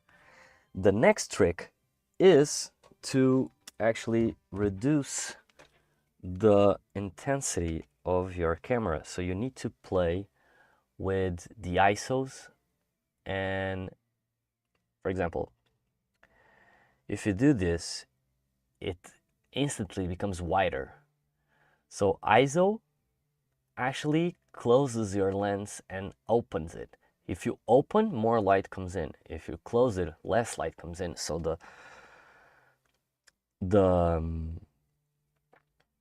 photo will become more darkened, right? This one is the speed of the shoot. So the smaller the number, more time it takes to take a photo, right? But that means that you have to be holding still for a more longer period of time because it's really slower. Look, it's slower even capturing the movement on the camera. But if I speed it up, it's super fast, right? But as soon as you speed the camera focal, it becomes darkened because it's less sensitive to light.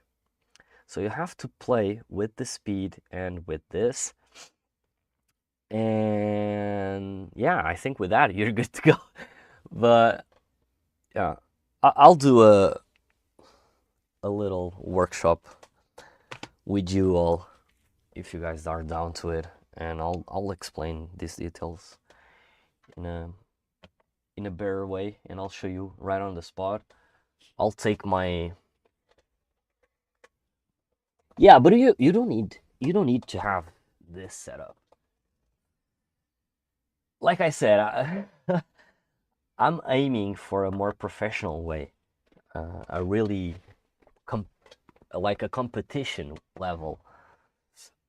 So and this is actually really cheap. I got these two photo box with the tripod for 24 euros, I think, on AliExpress.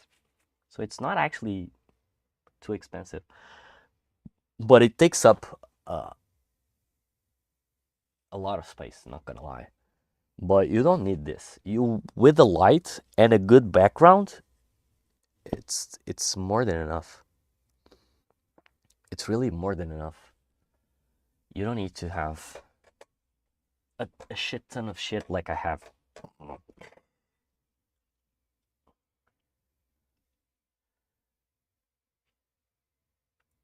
Like me and my girlfriend, fuck, got dyslexic right there. Me and my girlfriend, we are those type of people that when we go in or on something, we go like hard. So if we aim to competition level and stuff like that, we just start to grind in what in terms of money and everything, and then we start buying all the nicest shit we can, um, just so we can like be on a better level. I know normally you don't need to do that because like you don't need expensive shit to be good, but it actually helps, right? For example, and you know this, uh, a $20 brush, it's not the same as €1 or something like that.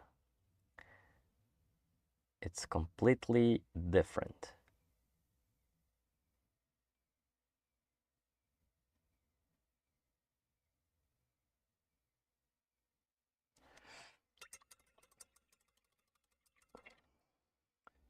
Like for example, with the airbrush, right? My Streamwork camera, like this one on the top, it's an iPhone 11 Pro. But something is wrong with it, and I don't know what. But cause like the color on it, I don't know what the fuck is wrong with it. But the color, it's not the one that it's supposed to be using. And I don't know why, but for somehow it's not using the correct color. Because for example, this blue is more bluish in real life. Yeah, it's an iPhone. And I use StreamCam OBS. I think that's the name of the app.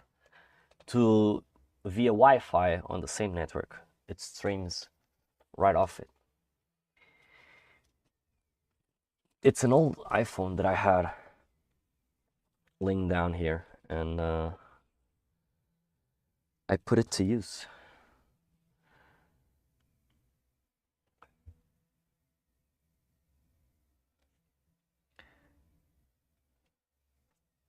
Yeah, iPhones actually have a really good camera for this type of shit.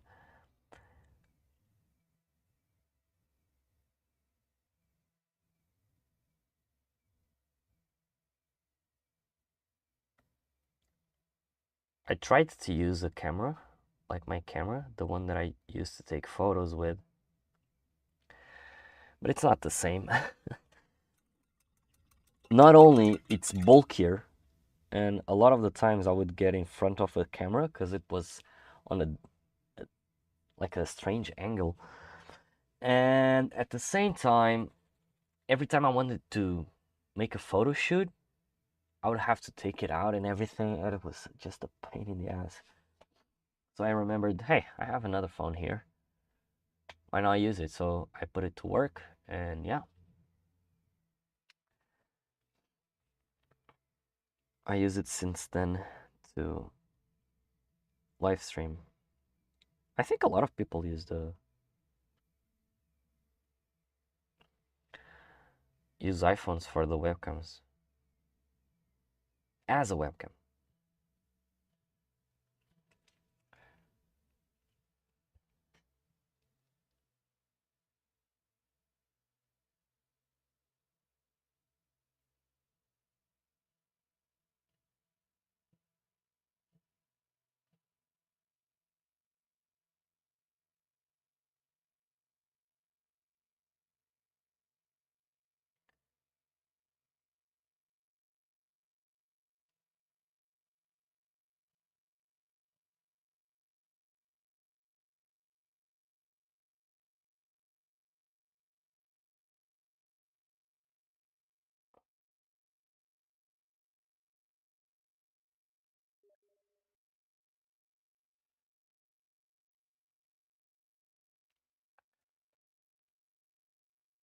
No, no, no, no.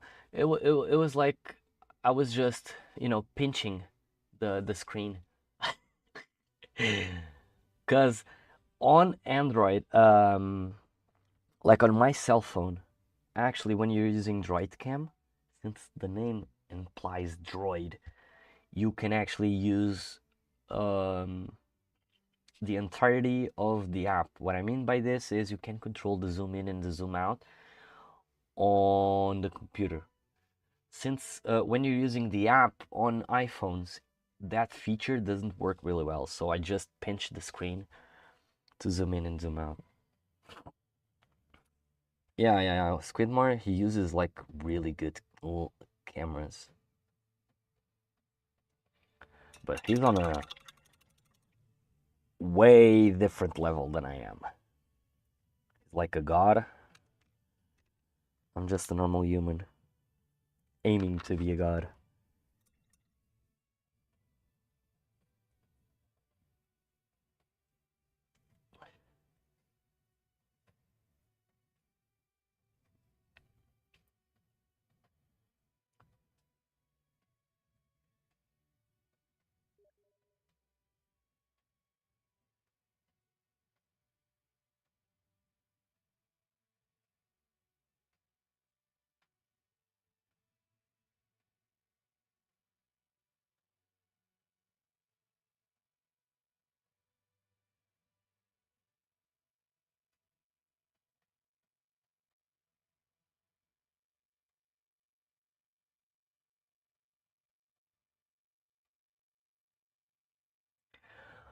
Oh shit, these tiny strokes, man. Let me zoom in. I don't know what the fuck I'm doing. These tiny strokes, look at that. Look at the difference. Speed up strokes right here. Tiny, a lot of concentration strokes. It fucks my eyes. What? Yeah, but a $900 for a work camera is not much. Yeah, I totally understand. Like, same. And it's not only the $900 camera, because nowadays, well, back in the day it happened the same, but back in the day you had bundles, right? So normally when you bought a camera, since they were cheaper, because they were, a lot of them came with a lens and everything. And since the YouTube got bigger and bigger and bigger, especially here in Portugal and everything, a lot of, especially when the TikTok came out, a lot of people were just saying for their fans and everything to buy the cameras and the cameras and the cameras, and now everyone has a fucking camera. The prices went up and everything. But for example, I have a really old a really old camera. This one, the Canon 700D, and this is more than enough for you to take photos. I don't advise you to use it as a live streaming camera. You can record video with it. Video is actually really good, but a live streaming camera, and this is the catch. If you want to, uh, oh, I noticed. I'm going to be painting for like I think 7 a.m. So that's what I normally do. So it's totally fine by me. I don't advise you to use these old cameras as a live stream camera. And why is that, you ask? Because these cameras don't have true output. That's the name of it. So what it means is, do you see the HDMI cable?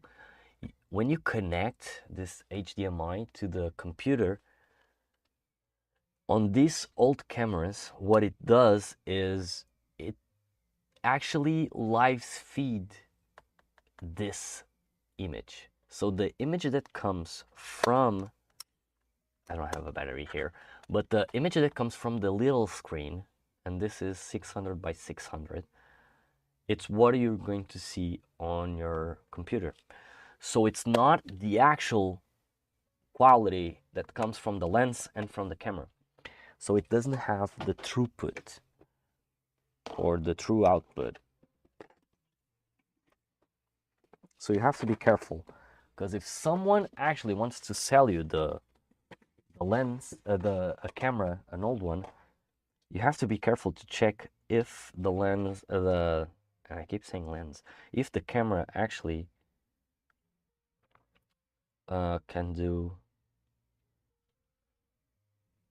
live throughput, because that's what you're going to be looking for. But if you're going to do video, that's completely fine. Like just video for YouTube and everything, that's just okay. An old camera can do just well.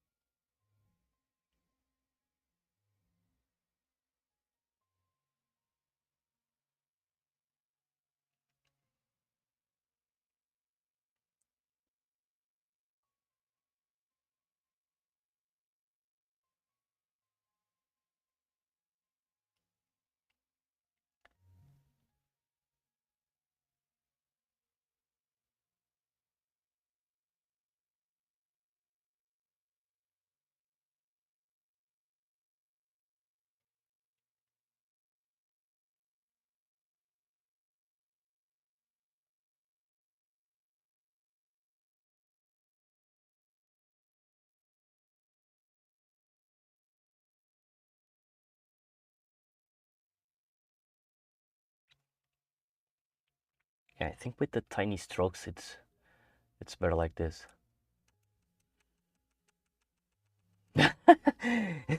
Yeah, sure, that's okay. I don't mind. I talk a lot, so that's okay by me.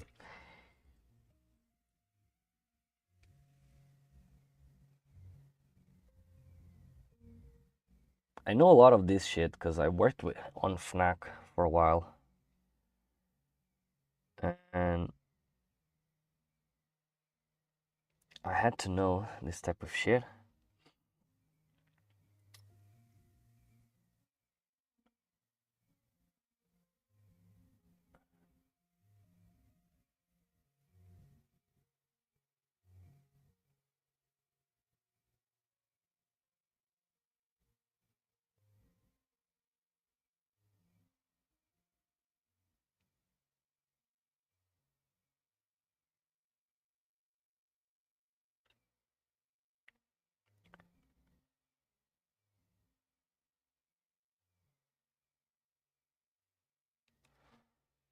Yeah, I think like this is getting better and better.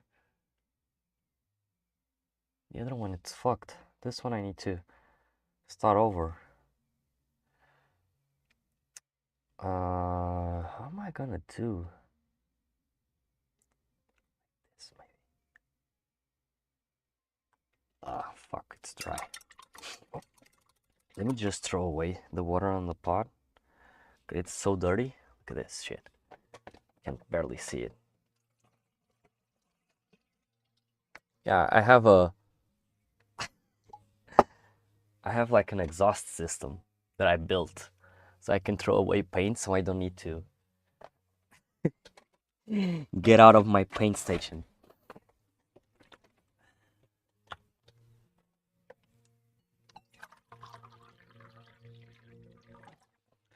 I don't think I ever showed you, actually.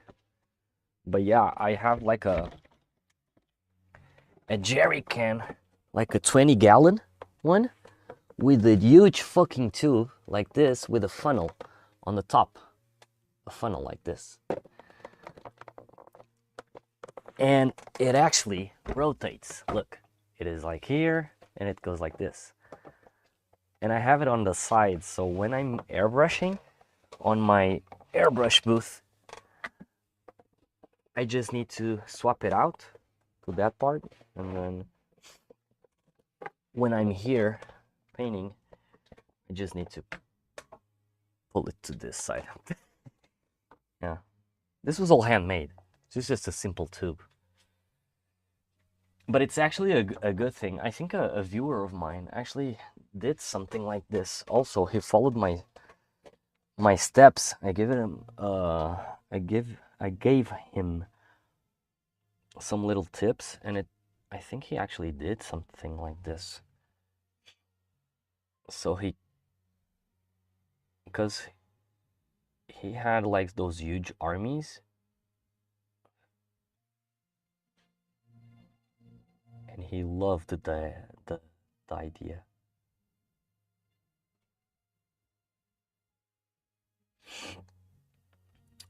Okay, so on this side is okay. Flipping it. And oh, actually I need to do on this side. Be harsh. It's dry. Fuck. Yeah, when I said I'm aiming to be like a professional level, I'm not joking. I'm really actually aiming for it. Because I really like to paint. It's such a cool stuff to do.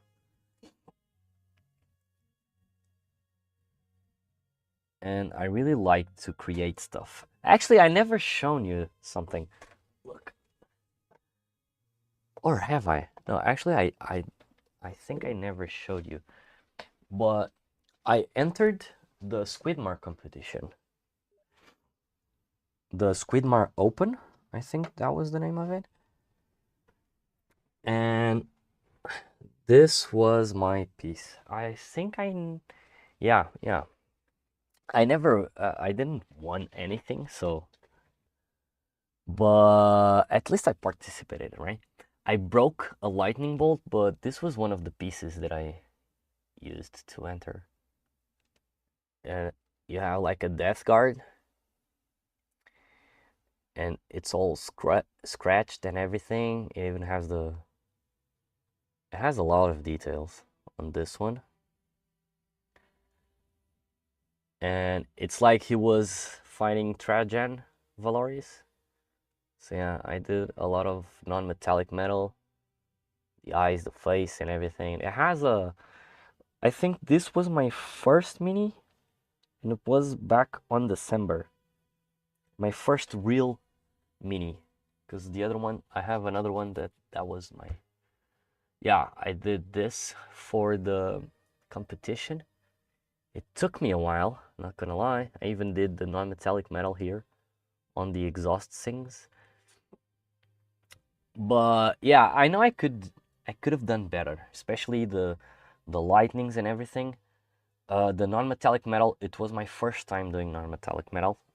I shouldn't have chosen that, but nevertheless, I think it came out really nice for a first entry. And I'm also building another one. So this one I might use for another competition, maybe a diorama one, not sure still. But this is another base that I created for, what the name of the guy? What is the name of the dude? Ulrich the Slayer, the one from the Space Wolves. You know, the guy that teaches Space Wolves and everything. So this is one of the bases that I did. So you have a Tyrannid, which Space Wolves fight according to lore. And it's like the Tyrannid fell on the water. I even did the icicles and everything, and the small broken ice. And then what it's missing is the dude. So the dude is right here. It's still unfinished, of course, but the purpose is to be doing like here. He's going like up here. Yeah. When I said I'm aiming really for the competitions, I'm not joking. So that's why because I really want to level up my game. That's why I'm going to be on Spain later in the year to learn with one of the bests, which is Sergio Calvo Miniatures. Oh, right. These two were my first minis, like ever. This was my first mini, and I'm not joking. I know the strokes are a little bit strong, but I think for someone who never painted actually anything, I'm actually good at painting, I guess. But yeah, I think I managed to paint like a really good and clean miniature. And this one also. This actually, I followed the tutorial on YouTube to do the little strokes and everything. But yeah, this is just a normal nib. But I even tried and I did some stuff like lava rivers and everything, even with the cracks. This is just a paint that does the job. It's not something that I built, but it's this paint, crackle paint from Green Stuff World. As soon as you put a lot of it on top of something, and you let it dry, and it takes, I don't know how much time, but it's almost like it takes like 12 hours to dry, something like that. But yeah, and after I painted this these two minis, I did, and I'm going to be using this ones on that showcase, the model showcase that we are going to do in October. But I'm going to be using this ones. This was my fourth painting, I think. It was this one, the Miles Morales Spider-Man.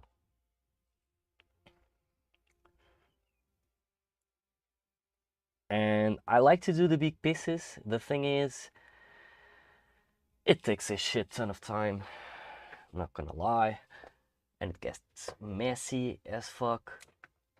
I even did the Venom also. I also did this one, which you can see on my Instagram, but yeah.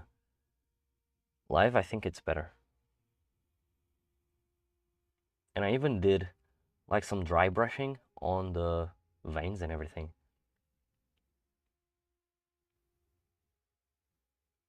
Yeah.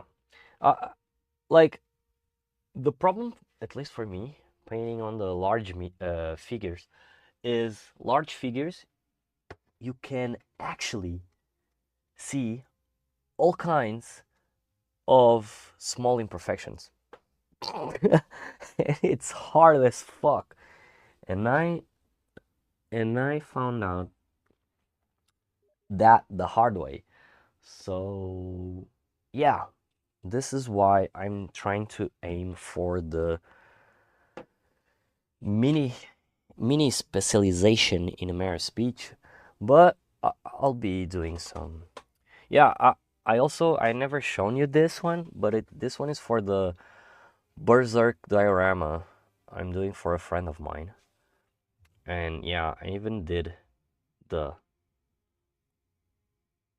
eyelids veins, and I'm not sure if you can see it, but there are some veins, some smaller ones, but they are really fainted. You can't actually see. You only see the hard ones. But yeah, this is one of the pieces that I'm still finishing. It's a really cool one, actually. But it's from a diorama that I'm building of Berserk. I'm not finishing it right away because I'm learning non-metallic metals, because I want to paint it with non-metallic metals, because the figure is fucking huge. Like, look at the size of this sword. It's a palm's. It's a palm size sword. It's fucking huge. And I want to paint all this armor on the Berserk figure, the Guts figure, as non-metallic metal. And I want to do the fake shines and everything. But yeah, until I learn, and I'm going to do some Space Marines, I think, with a lot of non-metallic metal, all kinds of non-metallic metal, like blue non-metallic metal, black non-metallic metal, and a lot of shit. Yeah. I'm not going to use varnish on the eye, but I'm going to use resin.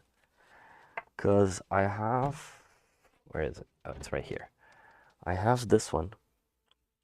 The UV transparent resin.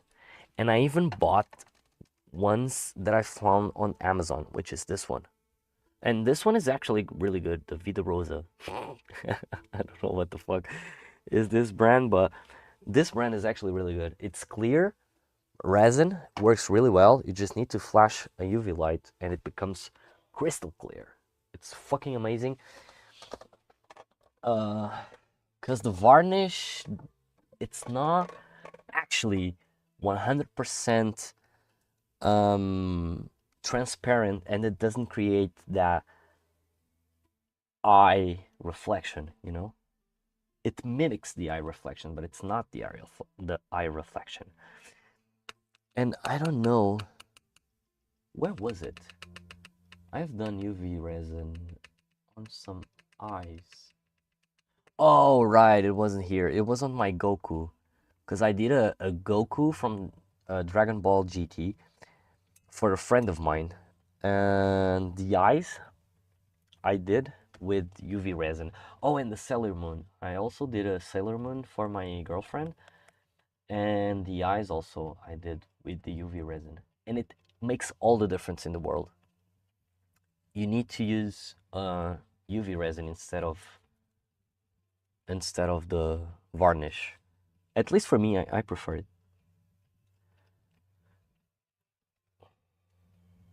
Where was I? Oh, right. Fuck. It's on this side.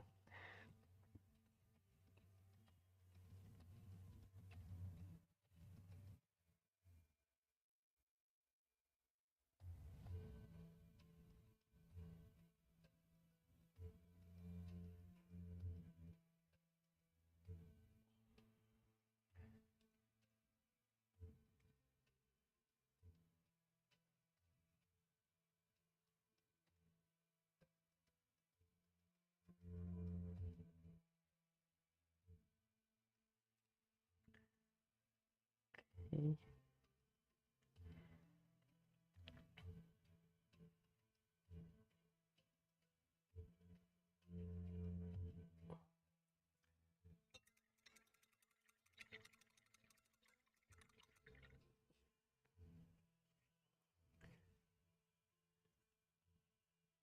I was thinking of...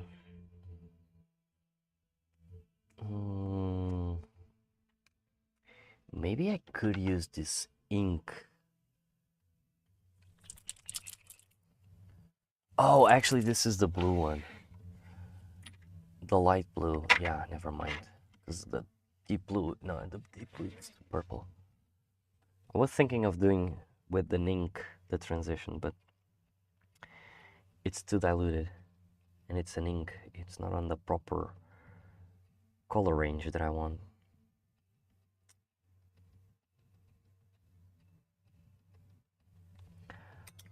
What's going on? My paint is drying too much. Let me add a little bit of thinner.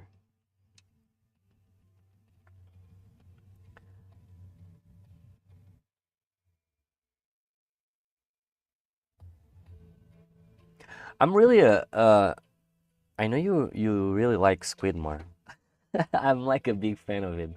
Also, my auto mod is blocking my words. Sorry. I had another shot here. Oh, sorry.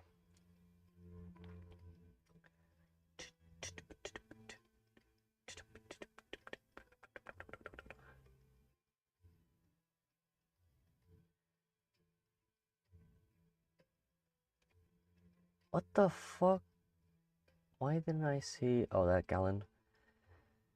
Wait, use the UV resin to make ice spikes. Yes, I did. The way that I did the ice spikes was actually a really tricky way. I'm gonna show you.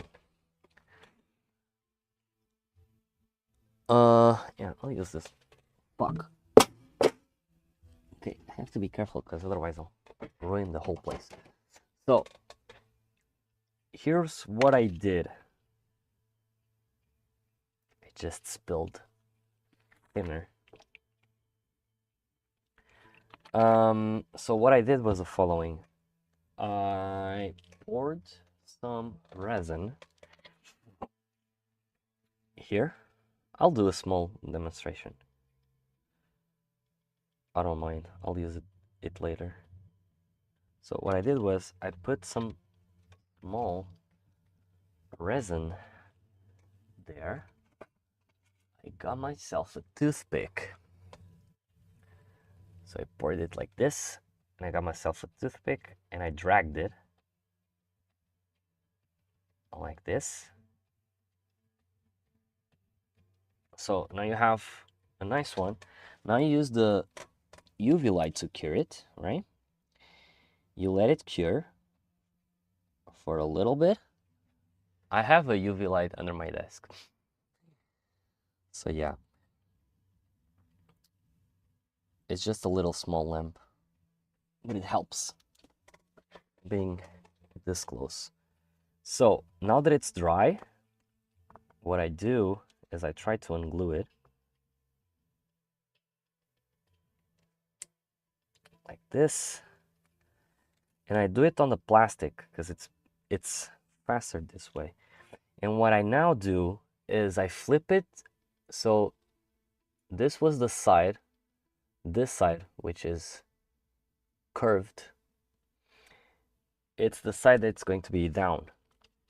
And what I do now is I grab a little bit of, I'll put it here just in case. Put it here, and the side that it's flat, I'll just pour some resin, just enough till it goes towards the edges, right? Like this. You see? Because it doesn't fall off. Because there's only enough till it goes to the edges, right? And now you cure it again. I didn't follow a tutorial on this. I actually found out. I thought about it.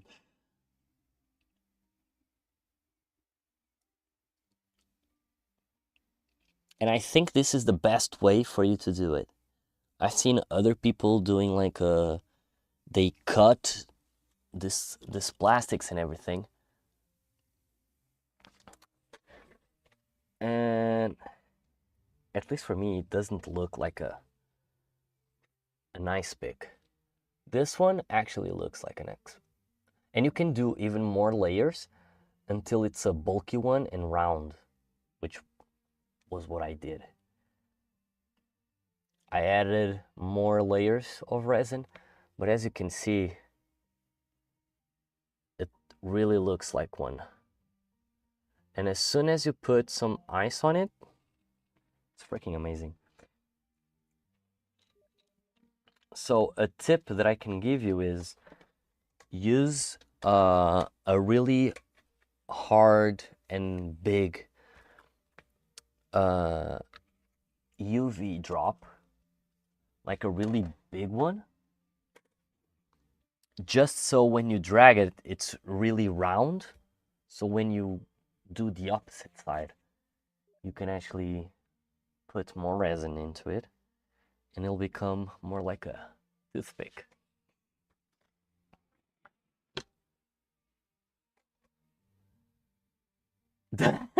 Yeah, it does work. Well, we can call it that, like an ocean palette. This was just some plastic boxes that I had for some paper clips.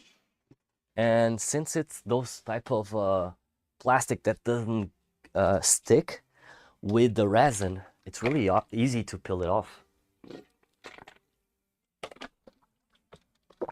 And for example, on the one that I used for my Ulrich the Slayer, the ones that I used, sorry, the ones that I used, you can see that it's, let me zoom in. Fuck. So as you can see, they're really round. So as I was saying, like this was a really chunky piece of resin that I poured in. I think it was this size actually. I just cut it out to the length that I wanted. But as you can see, they're really rounded.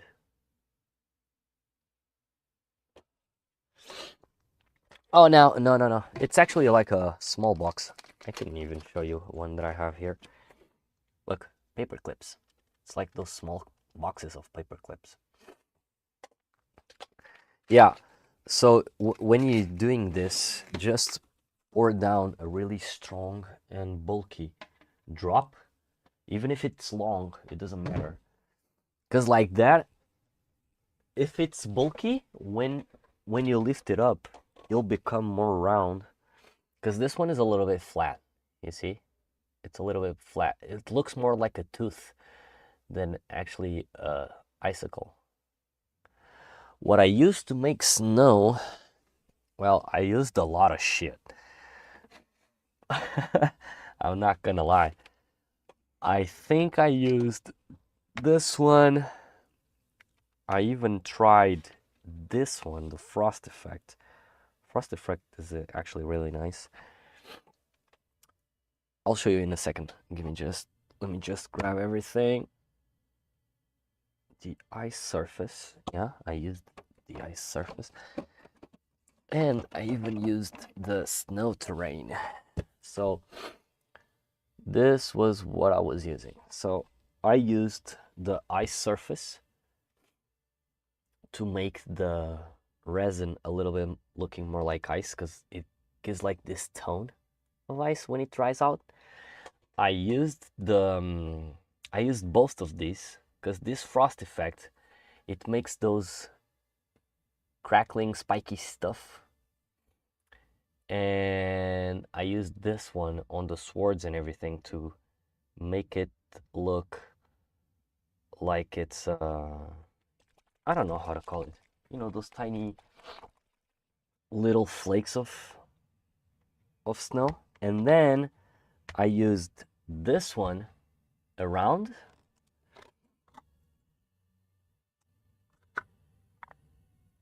It's like a foamy stuff. And then I used the micro balloons.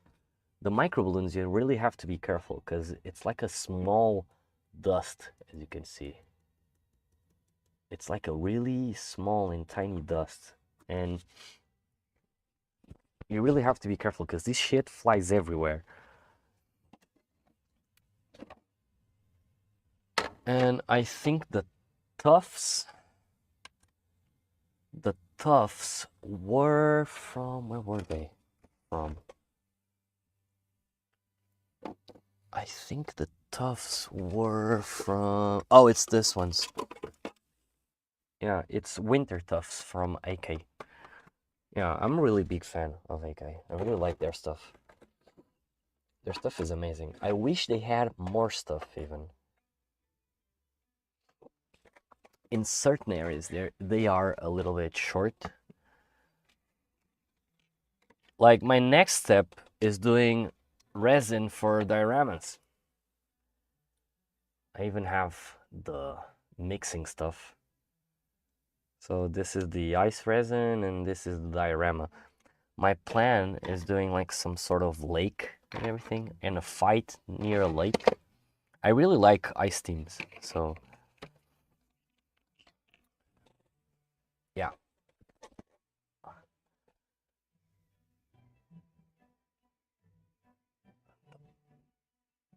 Pasta.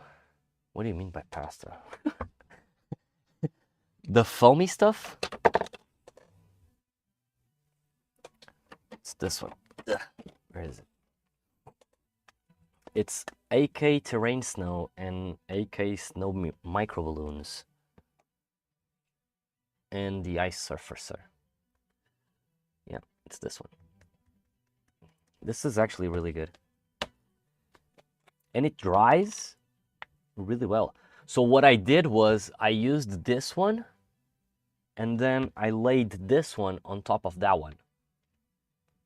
And I have it here, some that I bought on a Chinese store that I still have to use, but it looks actually good. I still have to try it out. Where is it? Here it is. It's this one. But the grain, it's really strong. Oh shit.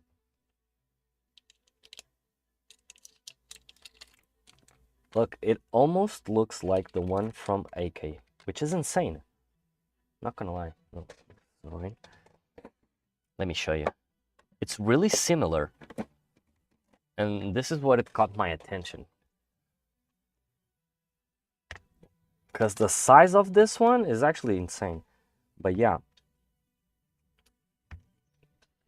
My stuff doesn't open with one hand. Fucking hell. So yeah, look. This one is more foamy, right? You can even see it on the camera. It looks more foamy. And this one, it has a bigger grain. But I saw one of these with a smaller grain. So it looked like this one. It's less whiter though, right? You can even see this one is more grayish. But painted, this one, I think I can manage to make it look like that one.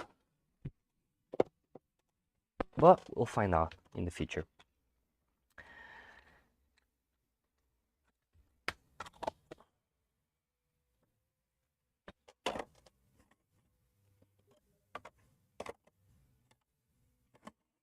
Actually, I have to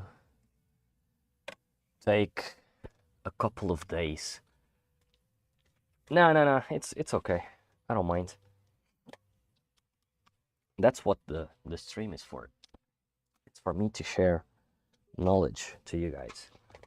So, oh shit, this is actually watery. This is something that I bought the other day to create mud.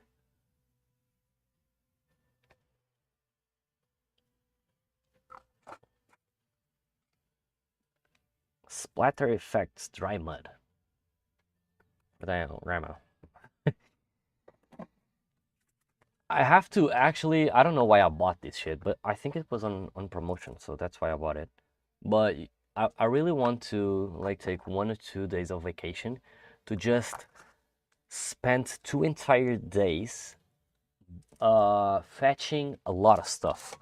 Like I need some dry wood and some roots to create those thingies, like to create like roots for the dioramas and everything, like this ones that I bought from AliExpress. This ones are from, yeah, even in Chinese and everything.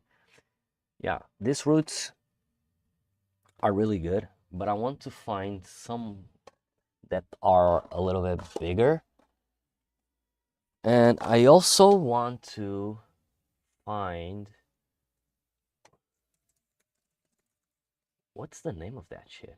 Oh, moss. Right. It's moss. Moss, like this one. But I want real one. Because this one's, I think this one I found on a store here in Portugal. Somewhere. And I have the ones from Green Stuff World. But there's a problem with them. Look. I think I can show you. Yeah. Look at this shit. My finger instantly got the paint on it,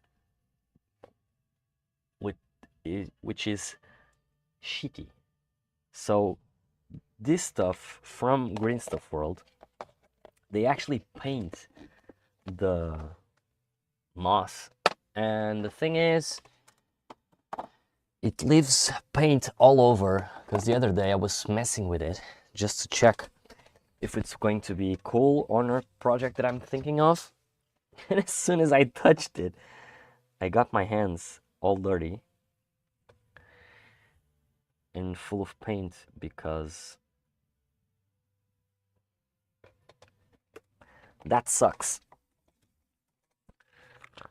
So yeah, I wanted to use real moss instead of this synthetic one, because it looks more real.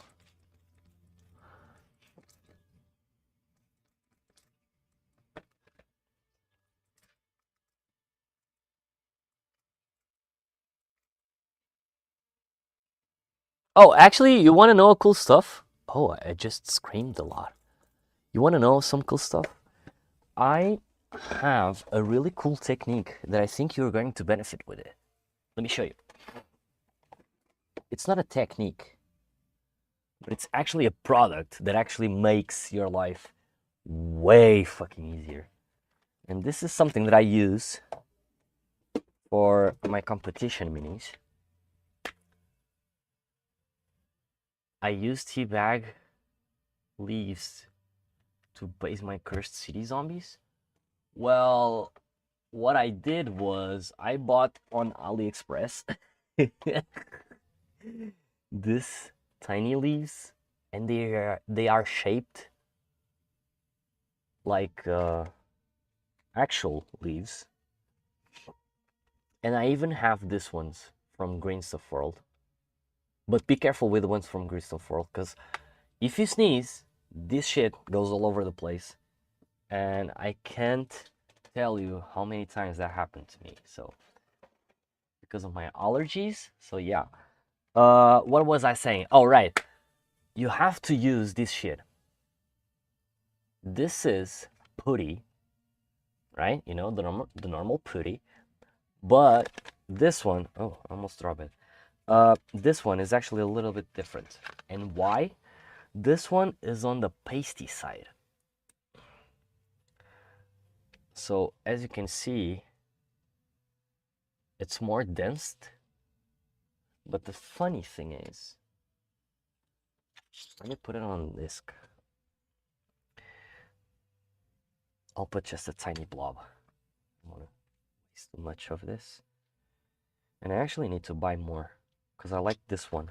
So you have in yellow and you have in red. The difference is the red one actually hardens more, and it's more, it actually helps you glue pieces together, but the red one, it's more hardened, so it's more difficult for you to sand it down. But the thing is, the beauty of this is the following. Let me just grab another brush, and I let the paint dry on my brush. Awesome.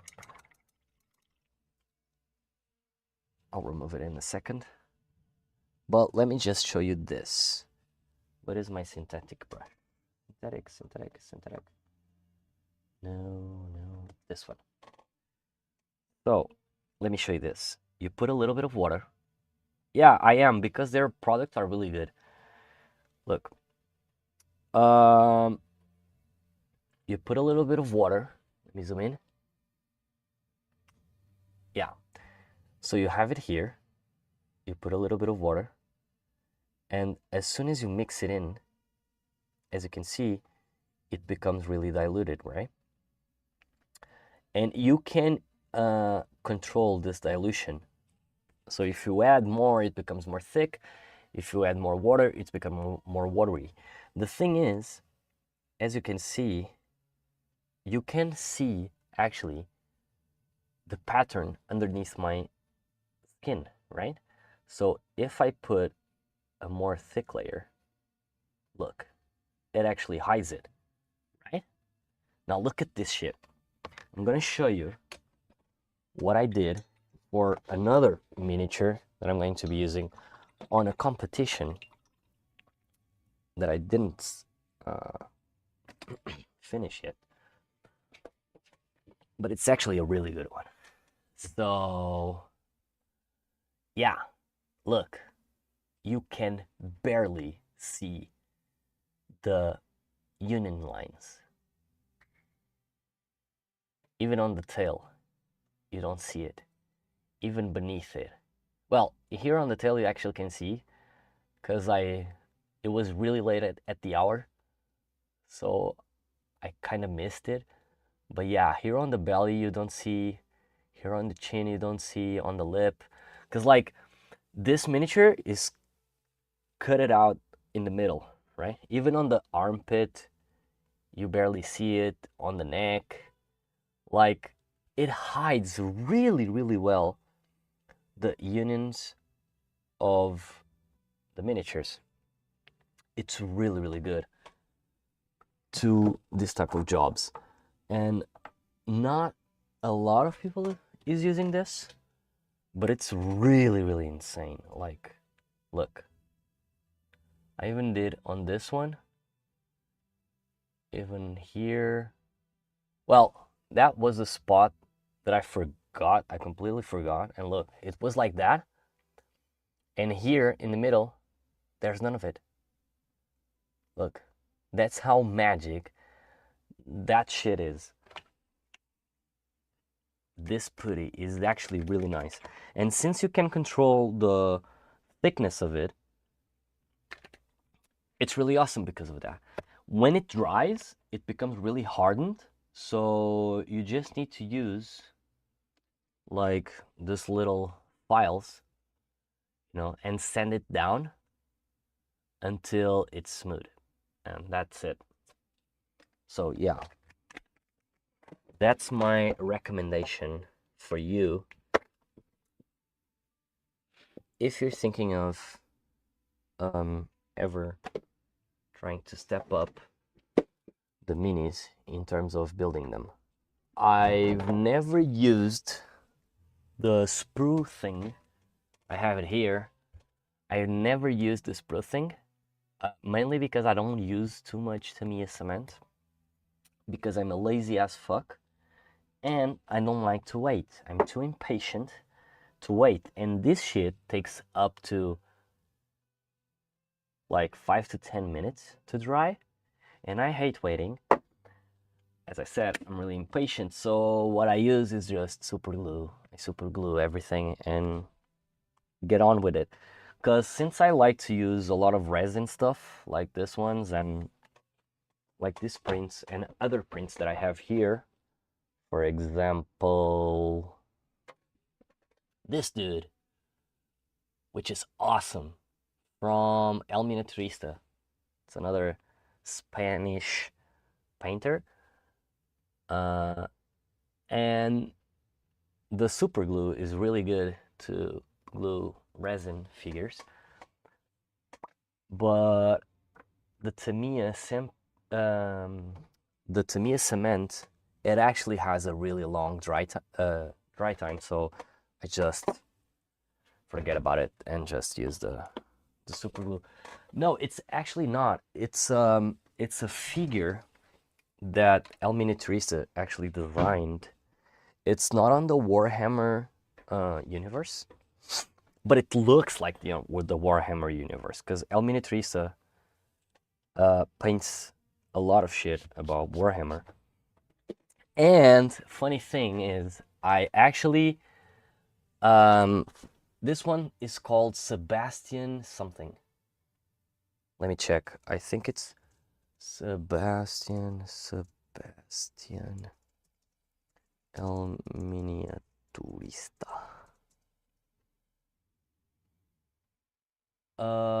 Sebastian Highway. That's the name of him. Yeah. It does look like him. The thing is, a funny thing is, actually, and look at this, he actually went to Games Workshop to create this exactly figure with them, so it could be an official Warhammer figure, right? And he had everything all planned out. But Games Workshop, being Games Workshop, actually fucked up everything with the contract. So they made the contract to him. One of the things before he signed up the contract was, and it's completely stupid. Games Workshop was saying that before they approve anything and any idea, they could go back on the contract itself, right? For example, imagine this. Hey, I have a great idea. What about we do like a super looking good dude for Warhammer, a Space Marine, and everything? And they are like, nah, that idea doesn't work for us. We don't like it. And they go tell you to fuck up, fuck around elsewhere. But they could actually use your idea with some modifications since they now have the idea and use for their own benefit and they don't have to give you shit. So, as soon as he saw that, he immediately back off and he created himself this figure with a really cool designer, which name I'm forgetting now. But let me look up because it's a really cool guy that did this. Oh, I don't remember the name. I can't find it because it's not on his Instagram. Never mind. But yeah, so he created this one and a whole new story. It's really similar to Warhammer, but it doesn't belong to it. Like even the skulls and everything, and even the skull with the wings and everything, it's completely outside of that scope. But yeah, this is a really good looking figure, and I plan on using the tutorial from him because he has a tutorial that I bought, and it's a really good one. It's actually insane. It's one of my things that I want to do this summer. It's using his tutorial. And yeah, I think that was it.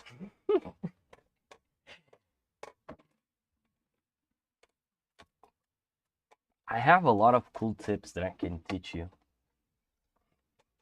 You and the rest of the boys. If you guys are down. Because I learned a lot of shit for the competitions and everything that I'm trying to, the ones that I entered and the ones that I'm trying to enter. So yeah, and I'm still learning, so I'm down to teach you guys whenever you want. Cool stuff and everything to make your life easier and everything. And I keep saying everything a lot of times. Wow.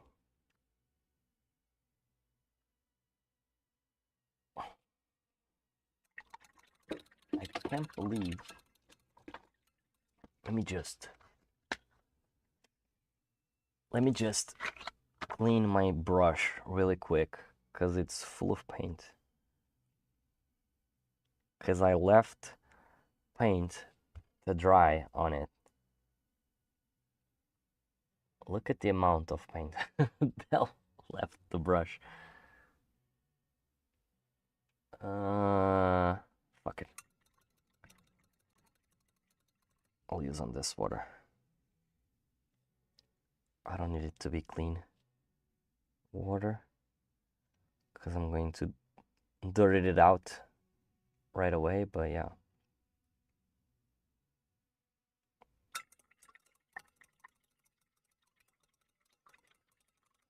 The soap that I use to clean the brushes is Da Vinci soap. It's actually really good and it's really cheap. I think I bought two for €5, I guess.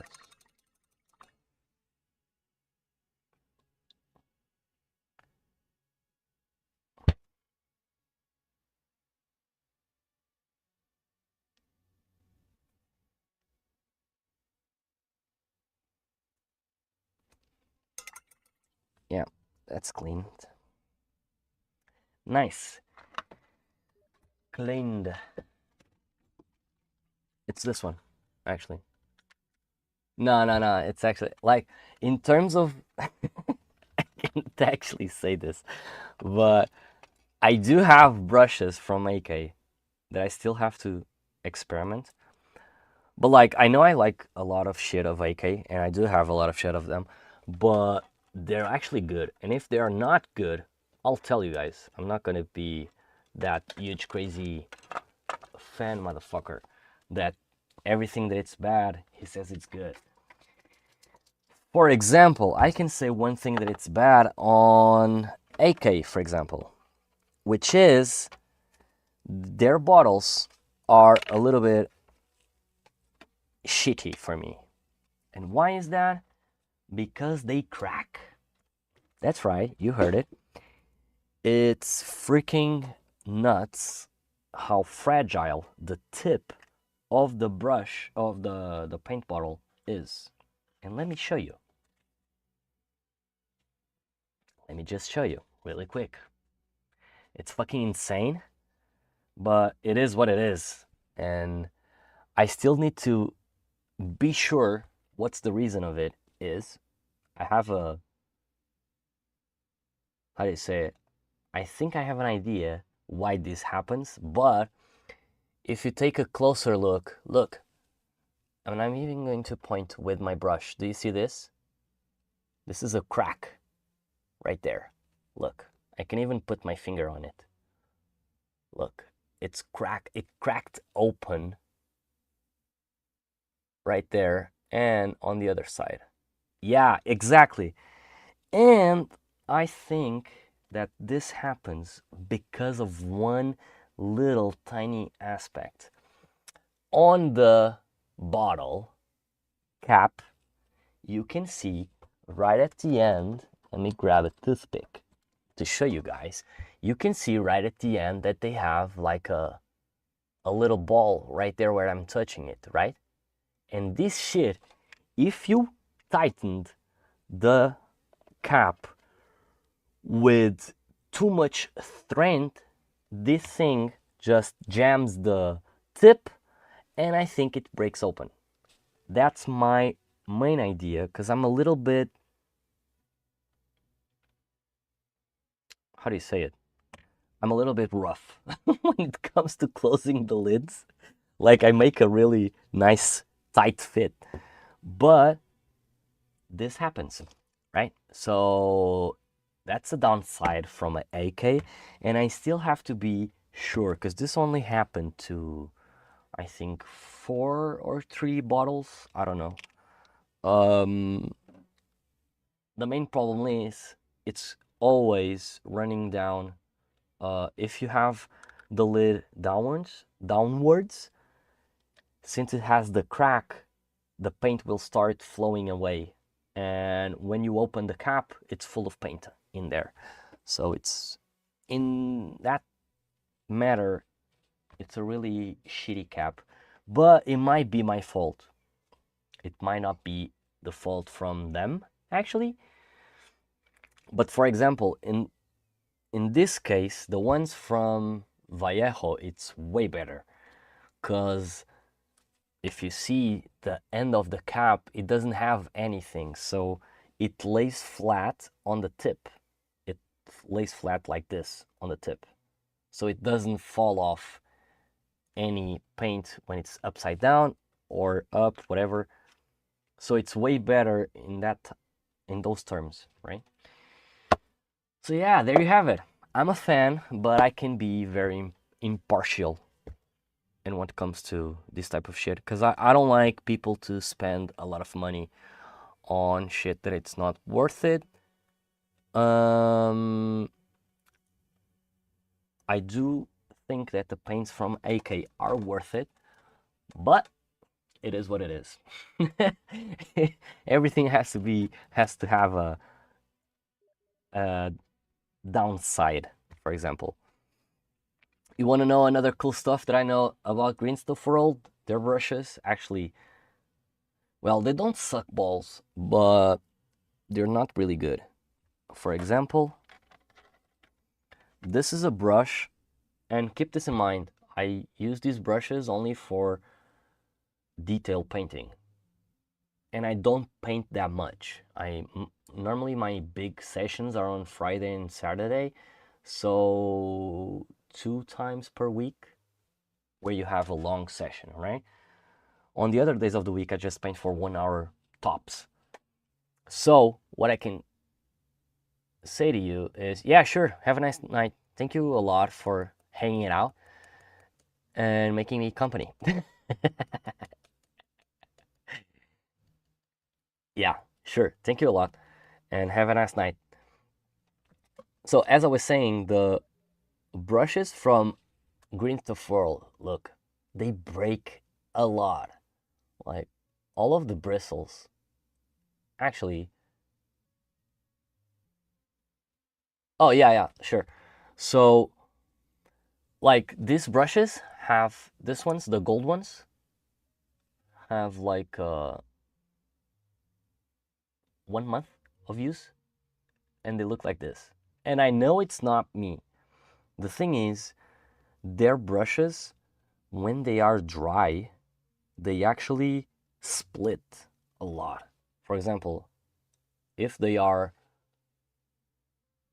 uh, with water, they stay with a nice and sharp tip. But as soon as they are dry, they split a lot. And the other ones, the silver line that I have, which I think you do have one, this ones, they break really easily. At least for me, they broke. Look, half of the hairs are broken, and they broke in the middle section. They are not really good. And I don't know why. And I'm really, really careful with my brushes, believe me.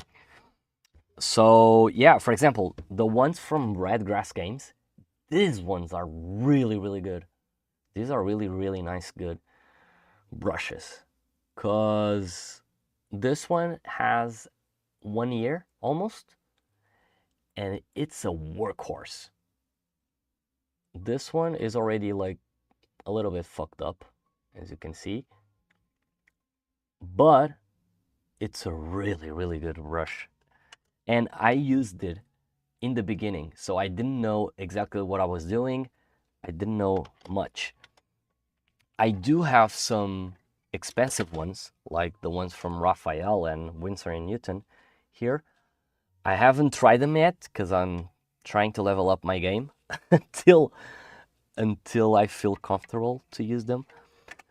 But I have already bought them, and I have them ready here to use. But yeah, I like to experiment stuff so I can warn people of the real consequences of the choices. So yeah, but hey, go to sleep, have a nice night, and thank you a lot once again. Yeah, I do use the Redgrass a little bit for the normal job, but since it doesn't keep the tip, as soon as it stops having paint, it starts breaking the tip. So it's not that good for me because I really paint with, or I really like to paint with a lot of detail. So I really need the sharp tip.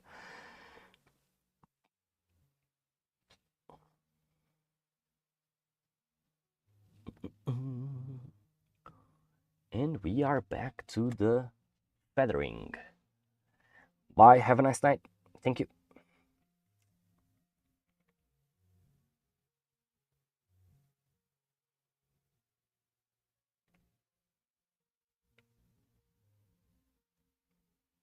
What is it dry? It dried out. What the fuck?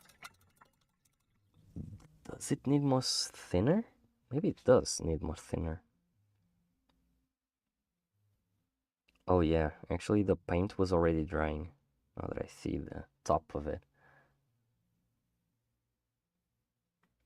Yeah, right. From all the talking, I almost let my paint dry.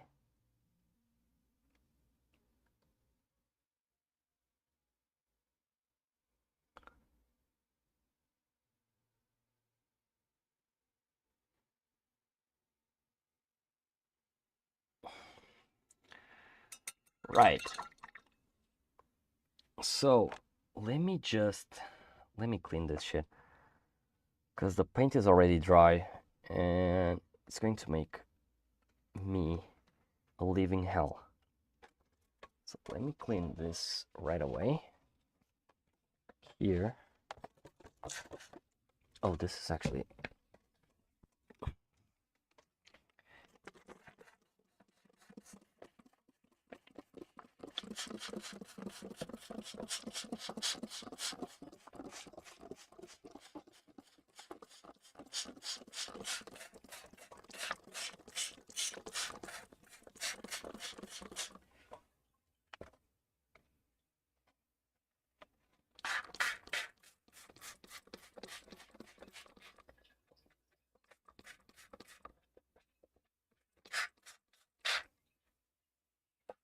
Right, so it's cleaned and we can go back on to the painting. I don't know what the fuck is going on, but that side of the wet palette has more water than this one. I don't know why it doesn't level out. Why isn't it leveling out? So the white and the black is still wet. The red is drying and the brown is drying. But I don't think I'm going to be using them.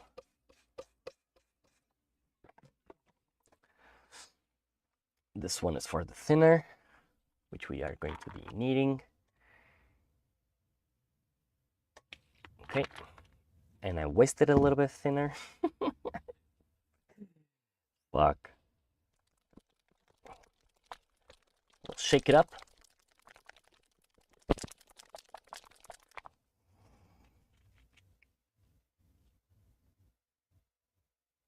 Oh shit. Well, fuck it.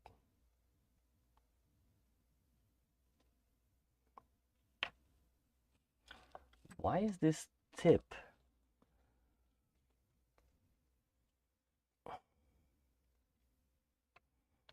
It's so dirty. I don't know why.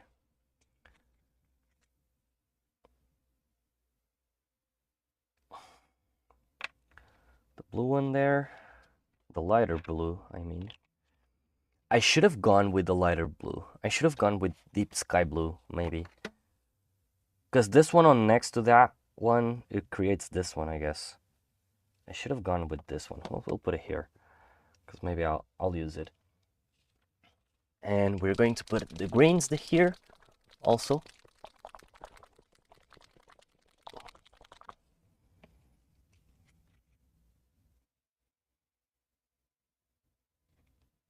There. And this one here. Nice. So now that we have the colors that we need, just making sure that I don't have any paint that it's going to come off from my hands so I don't ruin the miniature.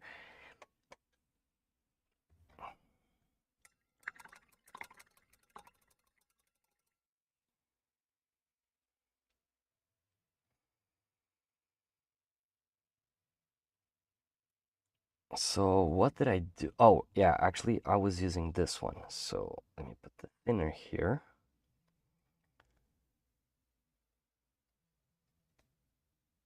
I was using like a really thinned version, yeah, exactly, of this green to create the really small strokes of effects here on the feathers.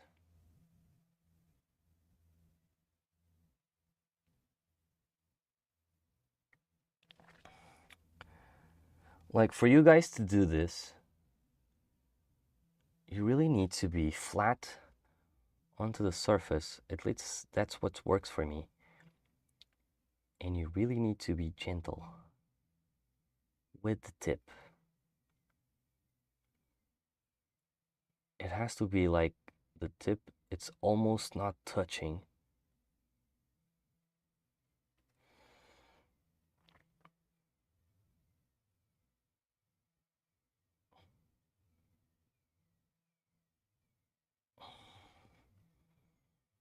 This is a weird angle.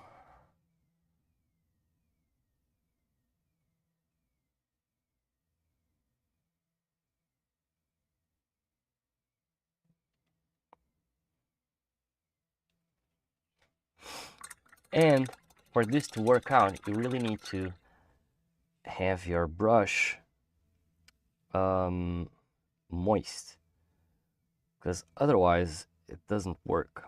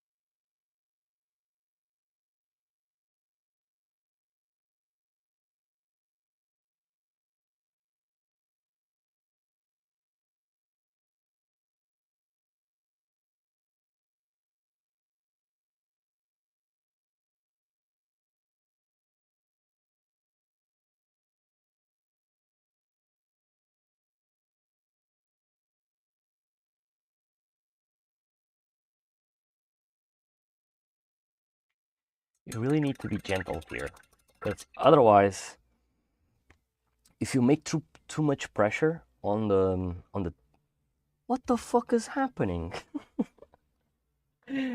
What the fuck is going on? Like the green came all this way. Look, it fucked up my flat palette.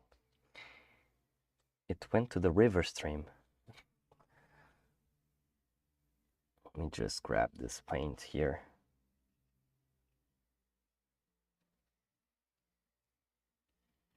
Ah, shit.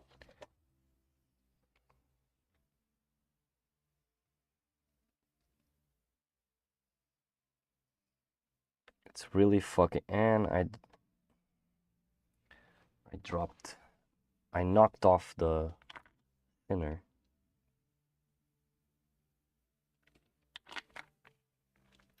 Give me 1 second, guys. I really need to drink some water because I'm really dry. Really, really dry.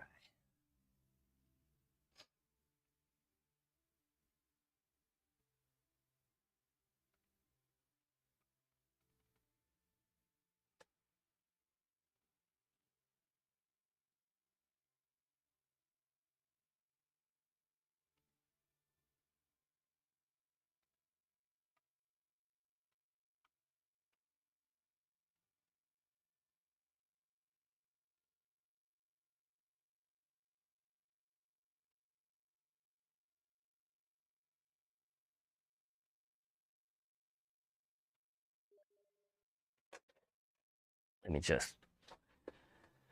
let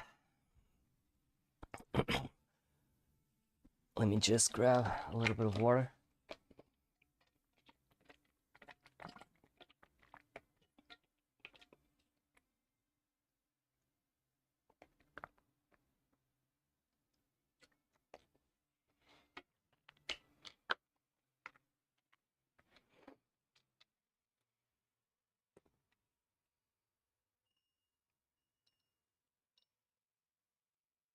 Today is a great night. Even though it's hot as fuck. I think it's 25 degrees in my bedroom. So yeah. 25 degrees, I mean, on my bedroom. It's insane. So let's continue on painting this. As I was saying, you really need to keep your brush moist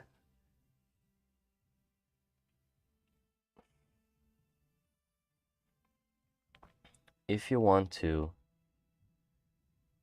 be able to do this tiny, and look, you can even see me practicing. Normally when I do this, I like to practice to see the consistency of the paint. And look how thin I can make this tiny scratches. Look, they're really, really tiny. And really, like the thickness. Because the paintbrush can't barely touch the thing, right?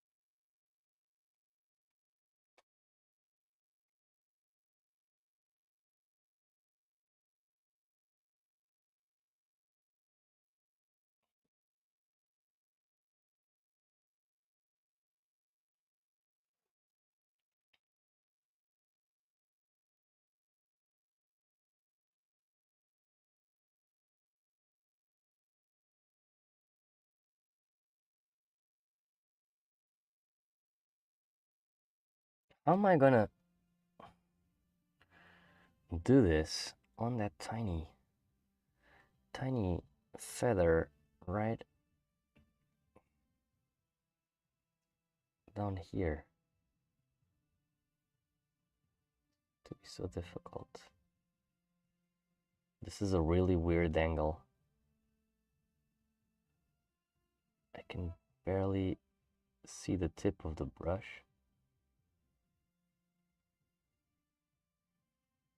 But since it's on the back, I don't think I need to worry about it too much.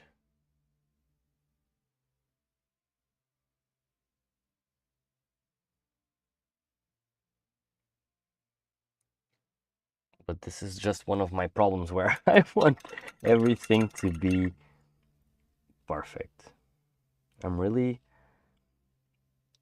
too much of a perfectionist. Even today I was talking with my girlfriend about it. Actually, sorry, my fiance about it, where I'm too harsh sometimes on myself. And when it comes to, well, almost everything in life. And the thing is, since I'm too much of a perfectionist, every time I'm not happy with almost any result that I manage to do.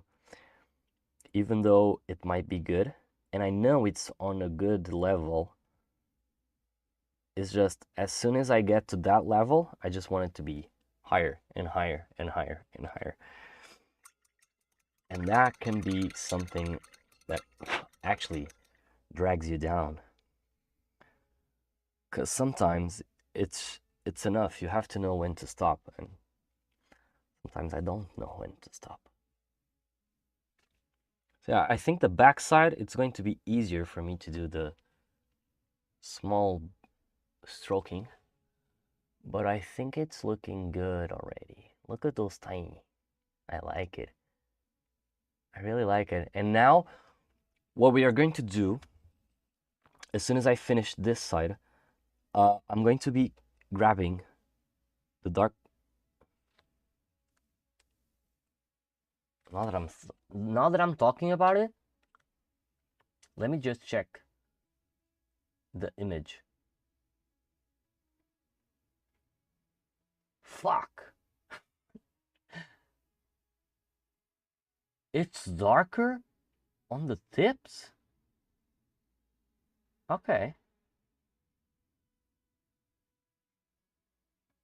Oh, depending on where the tip is.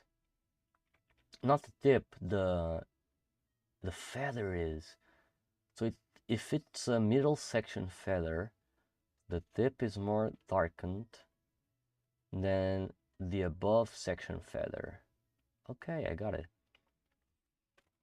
I understood now. So what we're going to do is we'll use the darker blue, really diluted, and we'll do it just on the tips on this section. And then towards the tip part, we'll do with the lighter blue. Because from like how do you say it? From the image, fuck it. Oh, from the reference that I'm using and checking,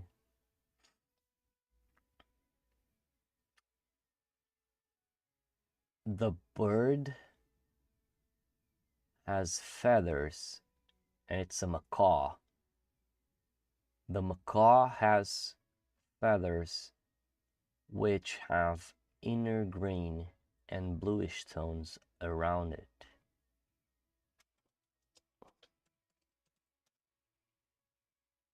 Exactly. Because the macaw have really nice and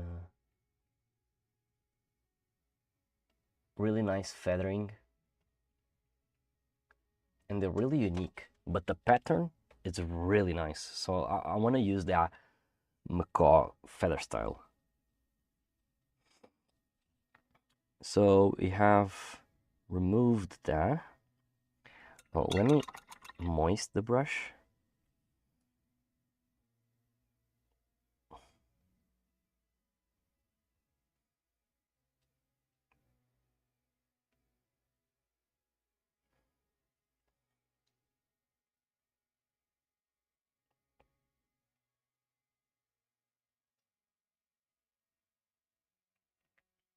Yeah, this way is okay.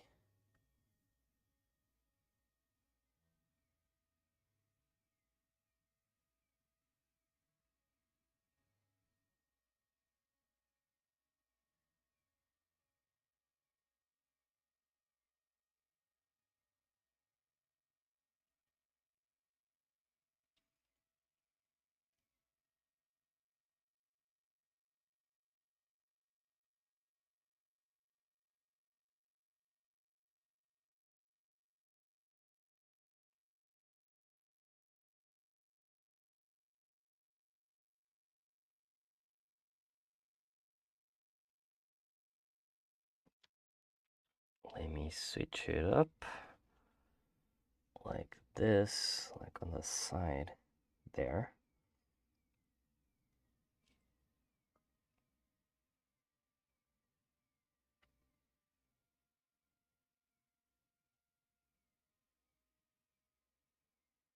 No, it's too dry. Let me just like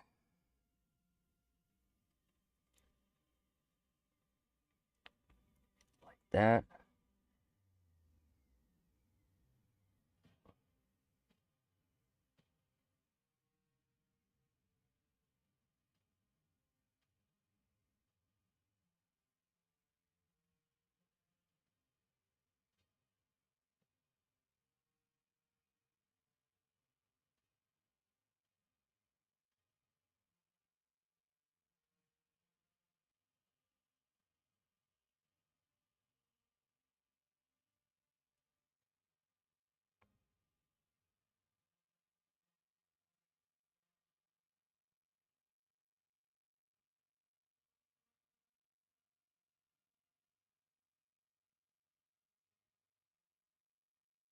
Yeah, I think I managed to do it.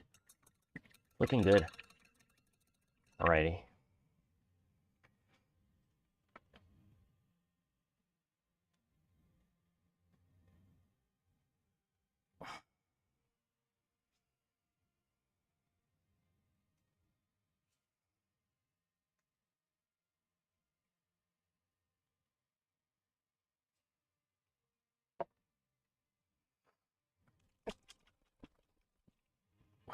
So late at the hour.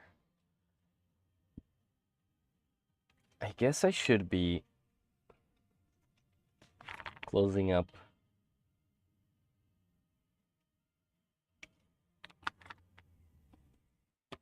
I guess I should be closing up the stream.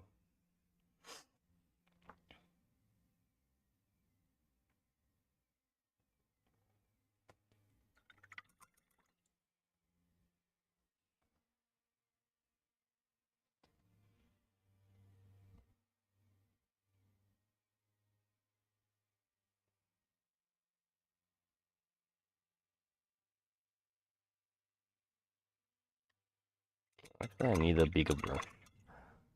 Let me use this one.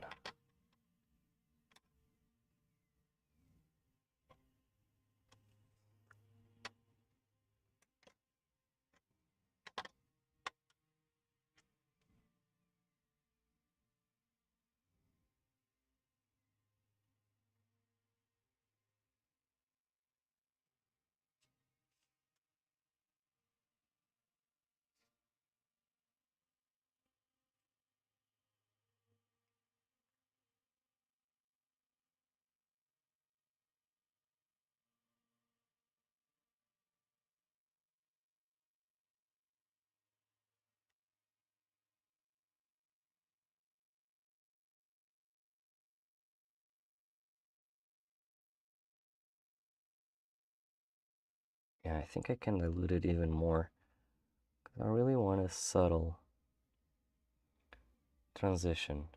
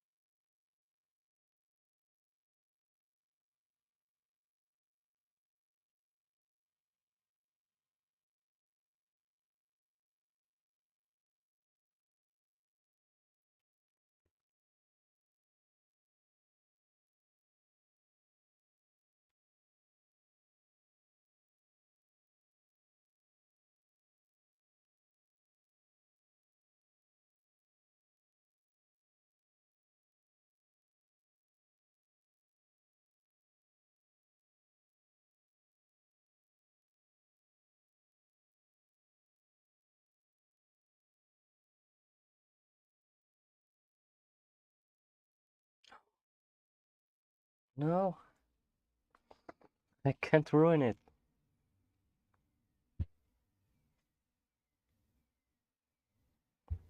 Mm.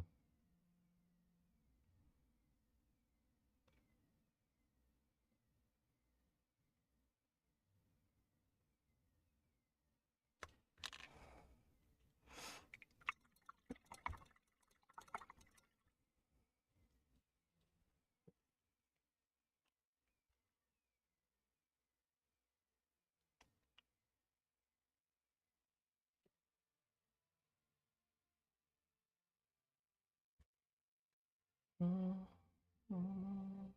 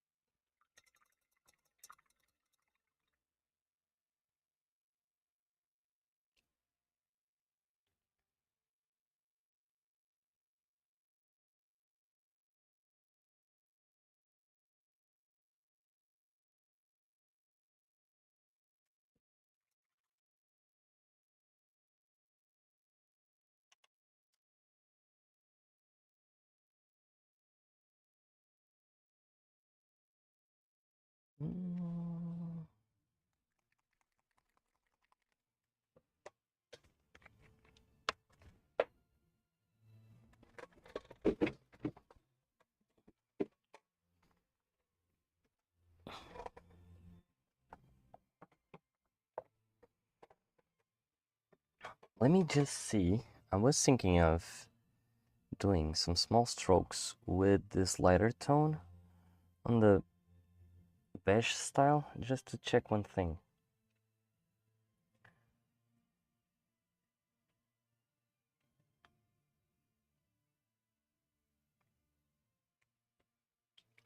It's dry already.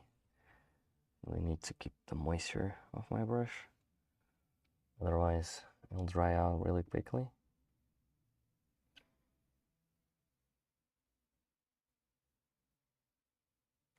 It's like I want to do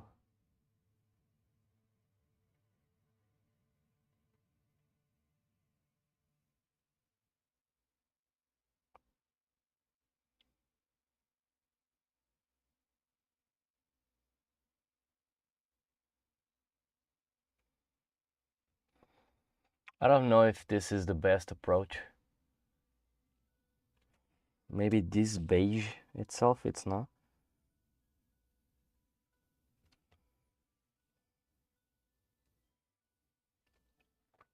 Maybe this one is better. Yeah, but this one is on the wider side.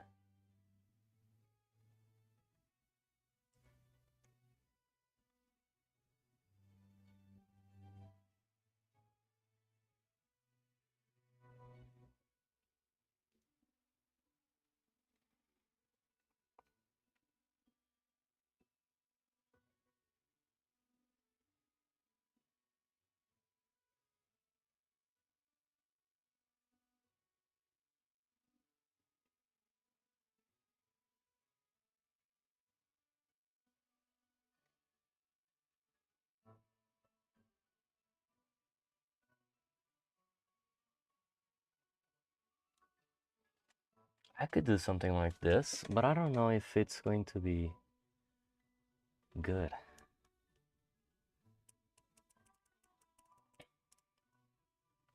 What is a good lighter combination for the beige? Let me see. Maybe Angels Geraldez has a cool technique. So let me see. Browns. So on the browns, he uses skin tone, which is what I'm using. This beige thingy. Let me see, BSL dark skin, for example.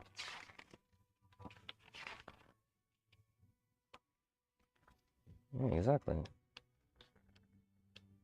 BSL yellow, BSL orange, red, magenta, violet, blue, turquoise, green, dirty green, brown.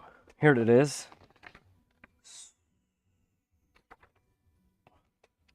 So there is a lighter brown, but it's more on the greenish tone. Look at that.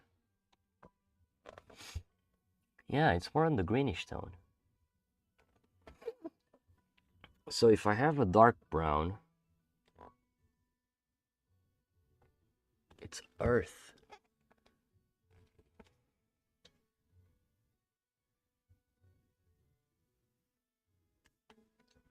Yeah, because I can't be doing like a, because the other way that I was doing, it's going to be looking like something. Oh shit, I almost dropped this.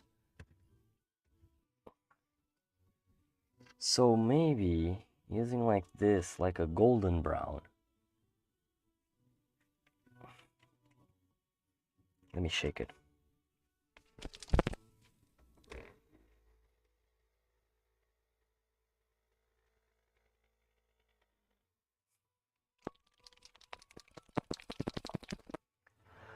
Ah, I'm getting tired right now. Oh yeah, much better.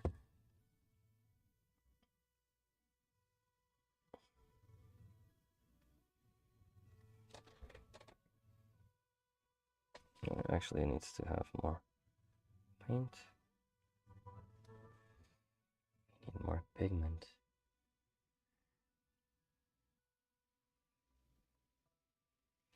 Yeah, exactly.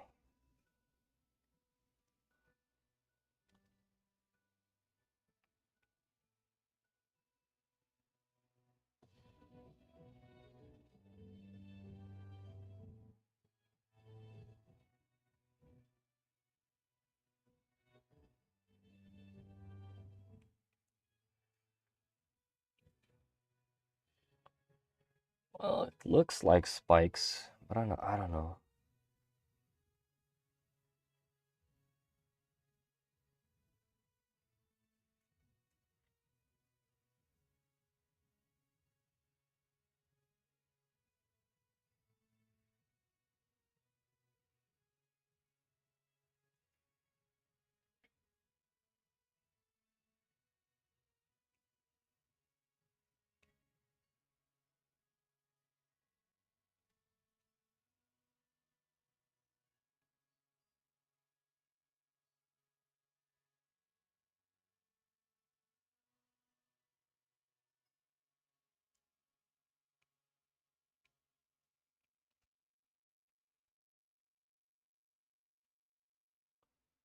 Yeah, I think this one looks better. Yeah, this one on the back. The one on the back looks better. So we'll keep that in mind. We'll use the golden brown alongside the dark flesh tone, because that's what I was using for the base tone here.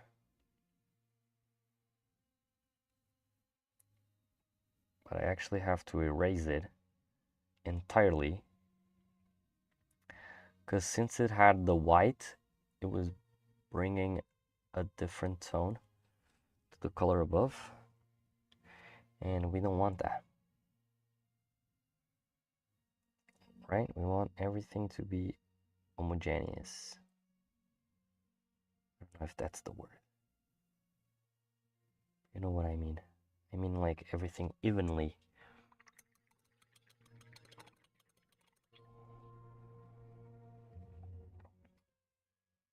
So I did the feathers while this is drying. I'm gonna do this, trying not to touch on the spikes. And as I was saying, I'll grab a little bit of blue, put it right there. which already has a little bit of water, which is awesome because we want to dilute it to a consistency level, right? So we have 3 types of consistency there. And we'll start with this one.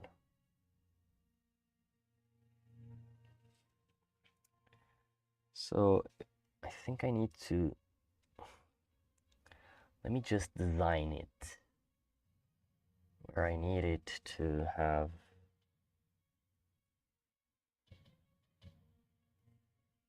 there. Somehow my light was not working for the camera.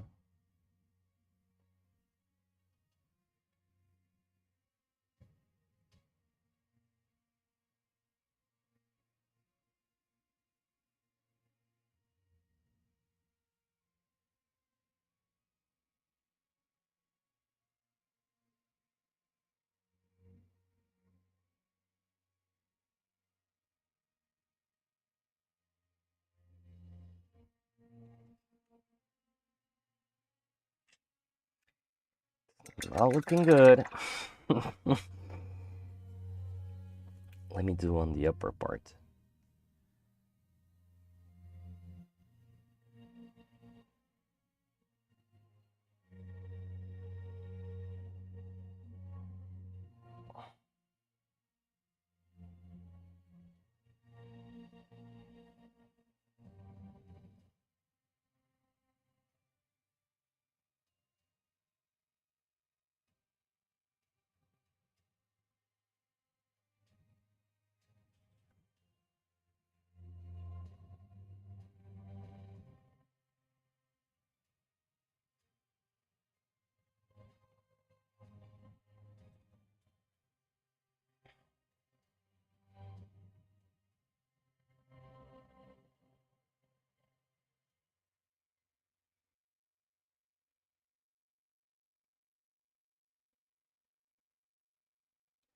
Oh, needs to be wetter. I need to put some moist onto the brush. Grabbing the blue here, which is drying already. There's a hair there.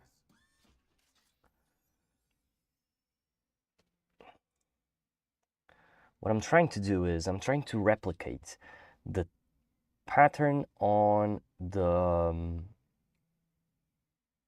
macaw feathers.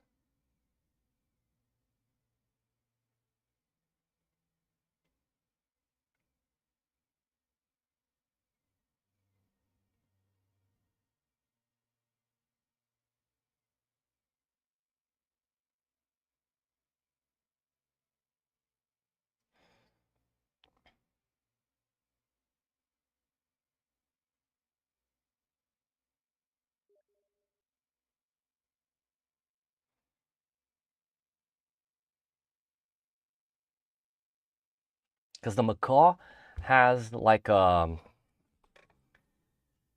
hey Shorty Parents Studios. Thank you a lot for the raid, man. Everyone, welcome to the stream. Hey man, how was the stream? Hope you had a fun night. And thank you again. Thank you a lot. So basically what I'm doing is, just so you guys know,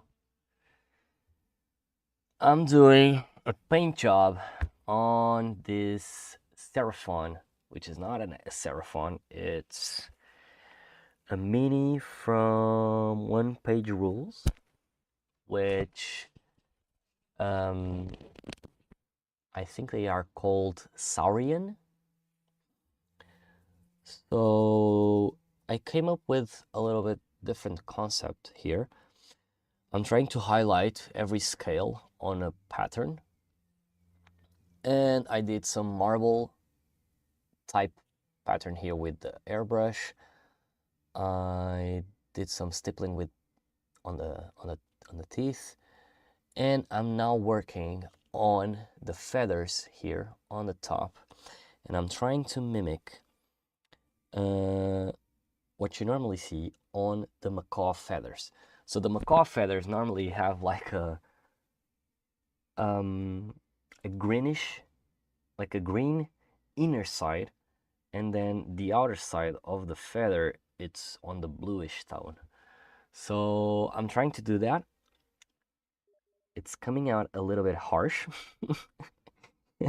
not gonna lie, because it's so tiny. It's a little bit difficult to do, but yeah. You like them? Nice. Thank you, bro.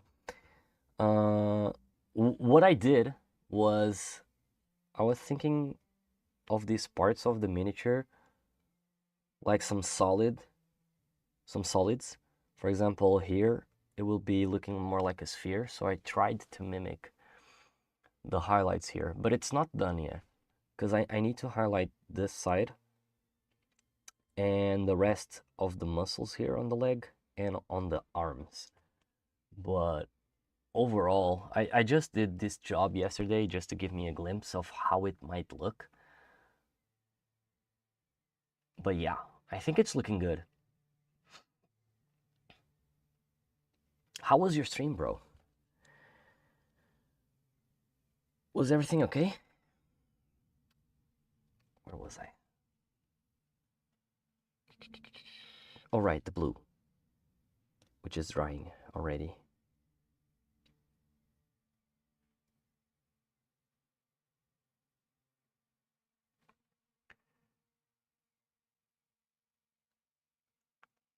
Mm.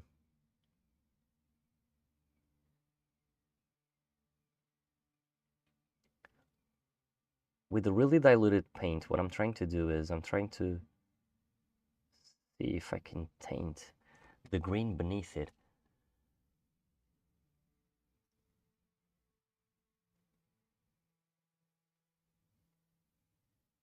And what I'm going to do next is I'm going to use this lighter blue here. And I might add a little bit of ivory just to make it a little more light. Or maybe I just use this deep sky blue with the darker one, a mixture of both. And trying to, on the tip, I want the blue to be a little bit lighter. But it's kind of hard to not paint all the green. So it's looking like this. It's not bad, but I think I can do better.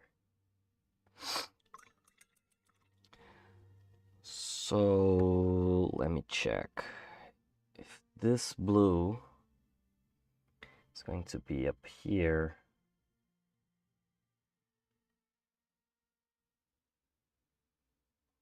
On this green, I think it'll be cool. Yeah, I think this blue is actually good. And then I could just edge highlight with this light dip sky blue. Maybe I'll do that. So let me just clean up my brush. And yeah, guys, I haven't shown you, but because I'm super focused because I want to finish this miniature. But I have what I mainly do on my streams is I'm trying to learn all the type of things that I can learn in what comes to miniature painting, because I want to enter on competitions, painting competitions in a matter of speech. This was one of my entries for Squidmar Open. As you can see, like it has a really cool, a nice death guard here, which was daggered through the plinth. And we have Trajan Valoris here. Unfortunately, I broke the other day the other lightning. This was my first big painting ever, so I know the non-metallic metal, it's not too great. It's a little bit rough. It has some parts that could be way better. The lightning, it's too thick, but this was on December. So from this to this, I've quite improved, I think, over the past 8 months, I think. Yeah, 8 months. So this was one of them. I lately painted a little Creech soldier, which is on my Instagram. And I think this one is actually really nice. This came up really nice. And it's on a different, really different level than the Trajan Valoris. But yeah, this is what I do. And normally I try to provide you guys with every single tip that a newbie like me can provide you. So as soon as I find something out, I tell you on stream. For example, this was one of other jobs that I'm preparing for another competition. This is like some cool icicles, and you have a nid there on the lake, if you can say it. Like it broke the ice and it shattered and it's stuck there, like frozen. And then Ulrich the Slayer, the Space Wolf, it's going above it, like this. This is what I'm planning for another painting competition. I think it gives a nice vibe. As you can see, I like to put like a hero on top and another, one of the bad guys, like all messed up and everything. One of the latest figures that I bought that I'm really anxious to paint, it's this one. I really love vampires on almost every single universe. And I really love the vampires on Age of Sigmar from Warhammer. So this is what I'm aiming to paint later on the year. And I have another thing. Oh, right. I also try stuff on my stream. What I mean by this is I like to grab tutorials and go through them and trying to find out better ways for us newbies to paint stuff that it's not directly told right away, right? But yeah, for example, I did this sword the other stream. I even did the back of the sword with some lightning and everything.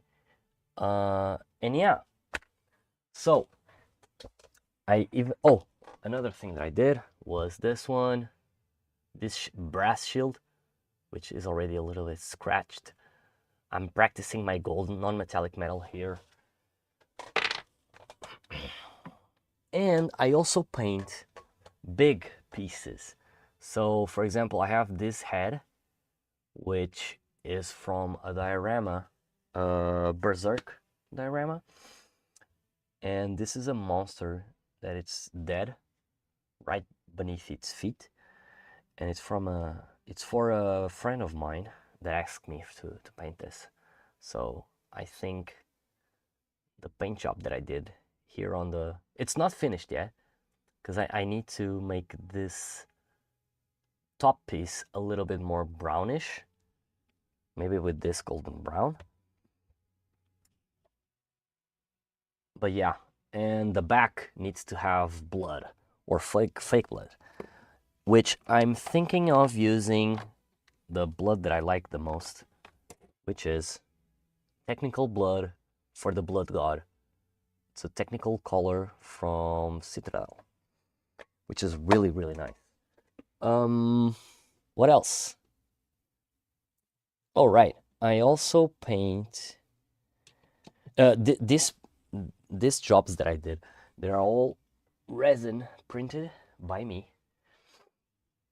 I also did this huge Miles Morales. I even painted the rust here, just to make it more realistic. I like to give a realistic vibe to the minis or figures, right? Another job that I did was this Venom.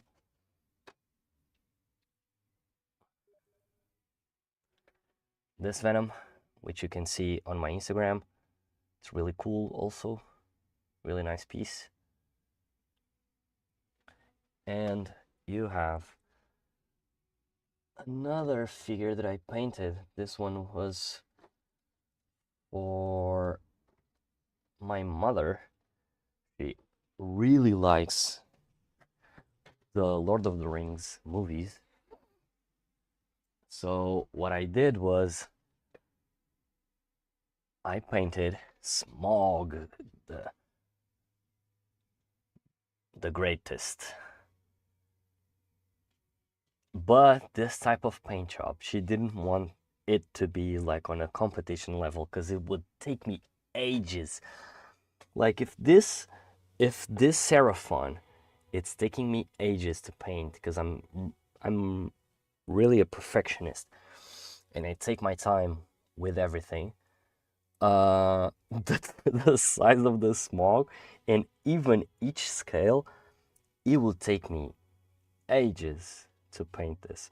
But I did a really cool and clean paint job with the airbrush, and I even did the eyes there, but I think it came out great. For a simple job, this is just to be showcased on her house, so I think it came out nicely. It's simple, and normally simple is better in some ways, not every way. So the plan here, what I was doing is I'm trying to mimic the macaw feathers, the bird.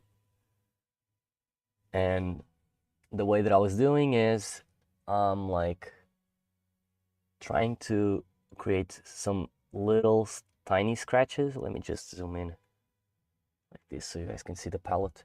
But yeah, I'm zooming in, and as you can see, you have really tiny scratches, and the macaw feathers normally have like the tips, the inner part of the feather is green and around it it's blue. So what I was going to do is I'm going to use this lighter blue. If you guys want to see which one it is, it's Star Blue from AK.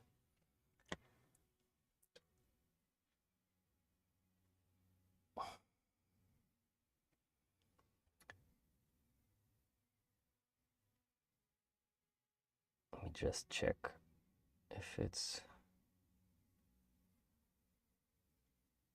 Yeah, it's diluted enough. So the top part, I think I'll do this lighter blue.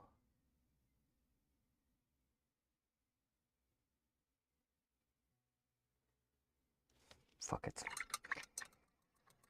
It's too thick still. I need some thinner there on the blue, otherwise the paint won't flow as much for me to be able to do this. Yeah, this way I think I can do it.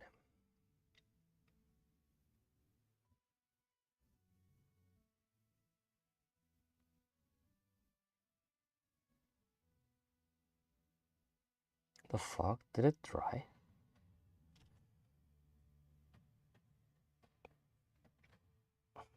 I think it's too... Wait. One of your best friends, it's your hand palette. And I'm not joking. Like, hand palette is really good because you can lay down a paint just to memorize which color it is, and as soon as you're going to do the highlight next, you can just, next to it, experiment before doing it on the miniature, which I should have done right away, but I didn't. But as people say, do what I tell you, don't do what I do. Something along those lines. Nah, as you can see, I can't use this blue, because as you can see, it's really close to the other blue, so you don't see much difference, which means I have to use the lighter blue. Let me just shake real quick here. Give a good shake always to the paint, really. If you don't mix it really well, the agents that make the paint act as a paint won't work, and the paint won't dry well on the miniature, and that brings you problems, really big problems, because if you never had a piece of paint falling away from, well, where it was, you'll feel it someday, and I'm not joking. Believe me, it's really, actually it's on this one. Oh, it's much lighter. Maybe I'll grab a little bit of this. Oh yeah, this blue is better. It's a little bit more lighter than that one. Let's check. Okay, now this one is better. Look, it's not as bright as that one, but it's noticeable, I guess.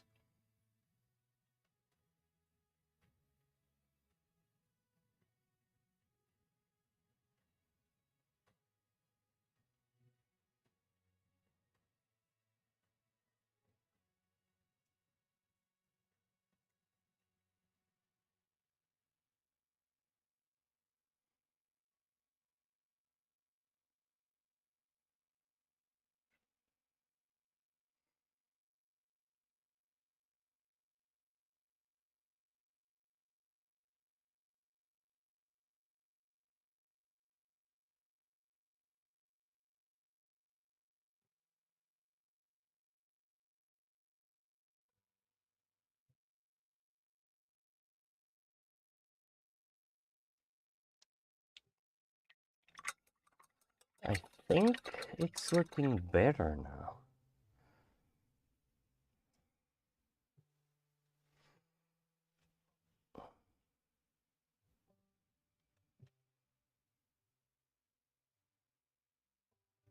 Let me save this color right here,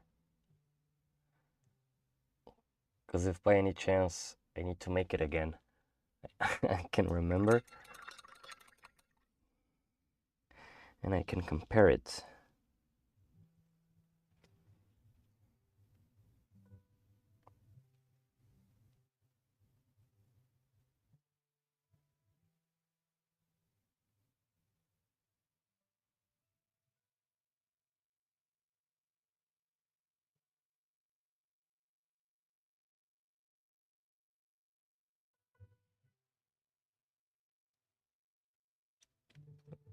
Do you think it's good? Or do you think it's... Well, I think it's good with just the bigger blue. Just with the lighter blue. So I guess I'll dim it down. Not down. I'll just remove it. That's what I want to say.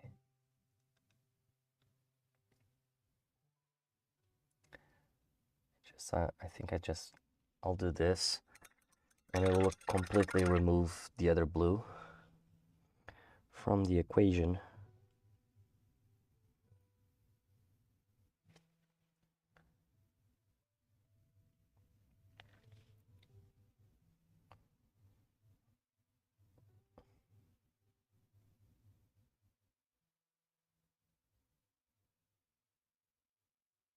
And guys, if you have any question, please feel free to ask. I can try and help you out with whatever it is that it's painfully keeping you awake regarding the miniature painting.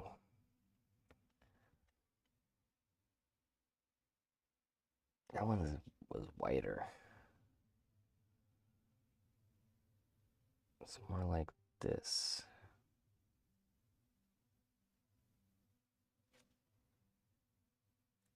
Exactly.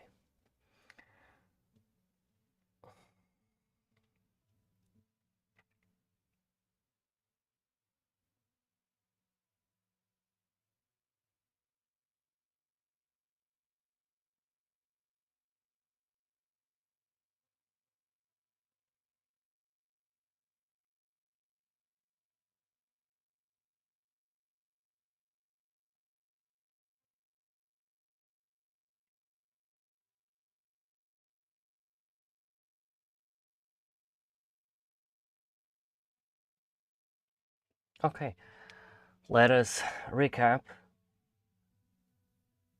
Yeah, I think this way is better than what I had. Because what I had, it was really darkened.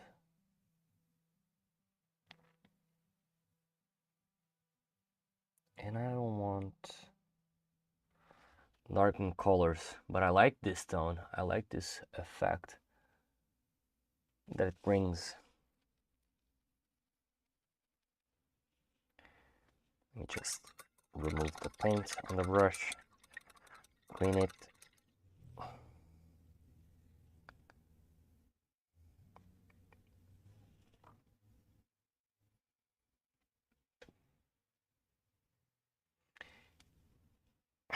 And I'm still left with their backside. I think I'm going to forget about the backside. I always forget some part.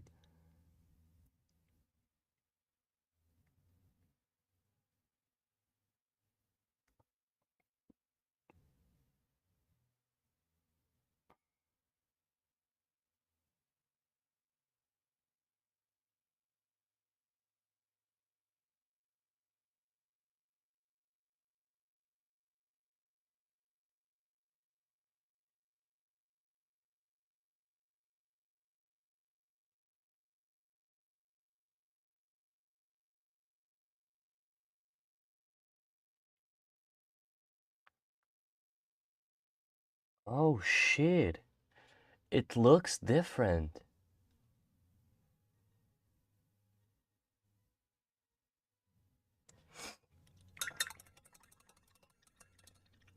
And you know why? Because it has the darkened blue beneath it. I fucked it up.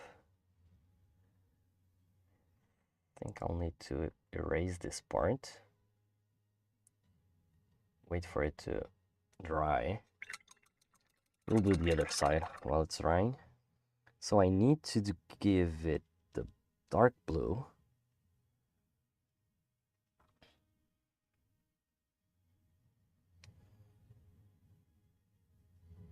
So I need to give the dark blue as a base for the light one.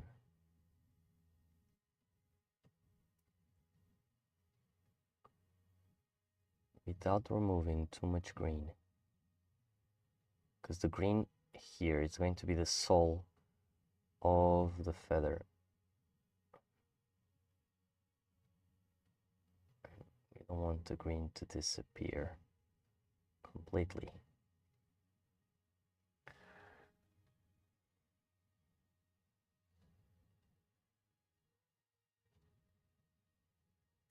One safe way that you guys can do stuff is for you guys to thin down your paints, right? You can thin down your paints in a way that you have to do like 1 or 2 or 3 layers depending on how much you thin down your paint, but that way is more controlled for you to do stuff. So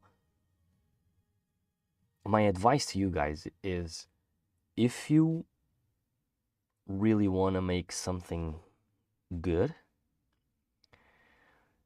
and you're not too sure about it, one way for you to do that is for you to thin down your paint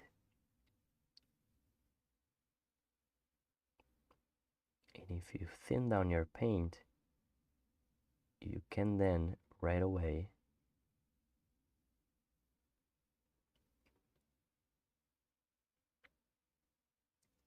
do a second layer to even stuff up. Okay, it's dry, moist it.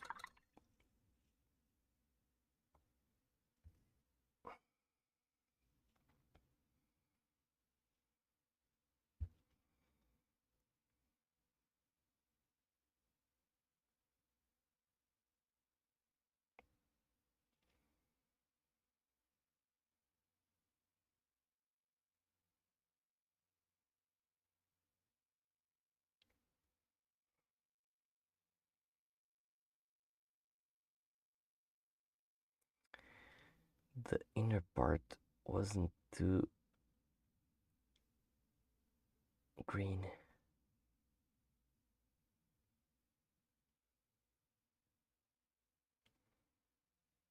Because I want the green on the middle to be very bright.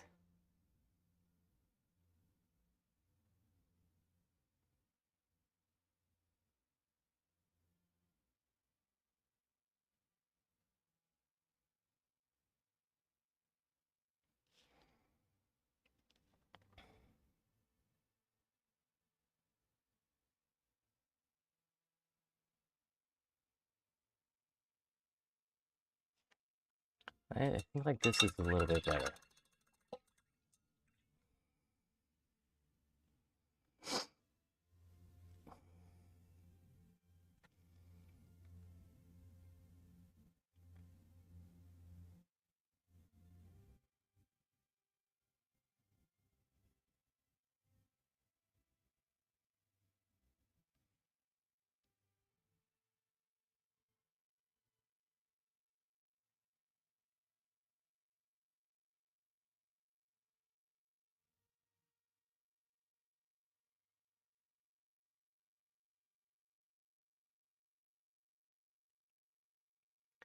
Let me fix this side. Let me see if I can make the strokes all the way from the black part as thin as I can do them. Oh, it's drying already.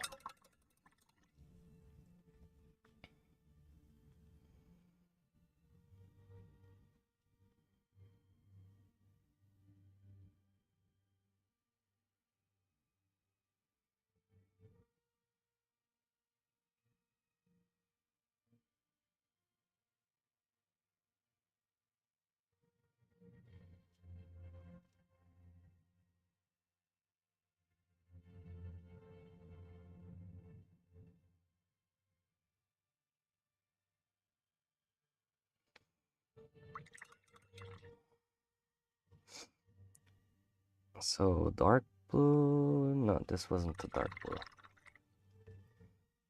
This was the dark blue. Yeah, exactly. So dark blue here, doing just the tip.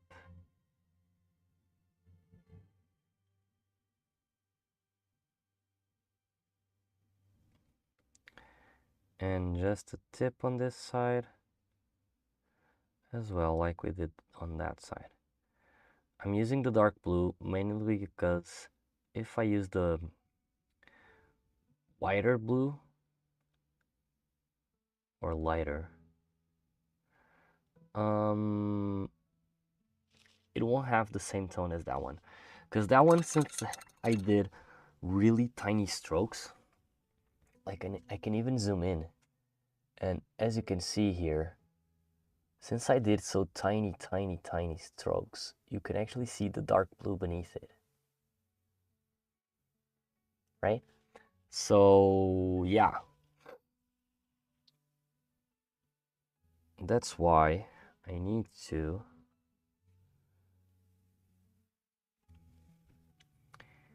have the dark blue under the lighter blue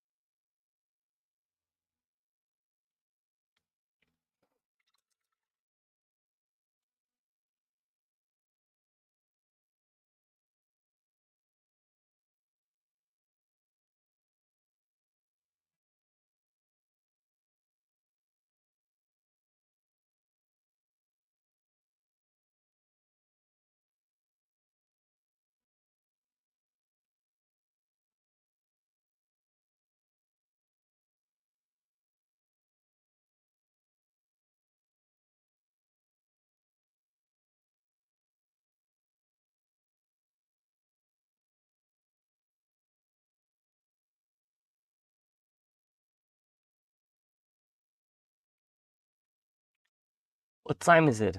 Fuck, it's 5 a.m. So I really need to close down the store, guys. I need to go to sleep. Really need to go to sleep. So I'll save my job for now here. So we were using this one and this one. It's a mix. Let's put it here. This star blue, we are not going to be using it.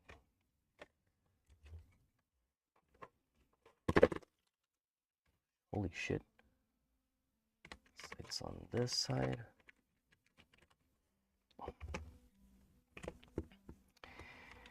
And yeah, I think it's looking good, the piece so far. And we are almost done with it. We just need to finish the feathers. We just need to finish the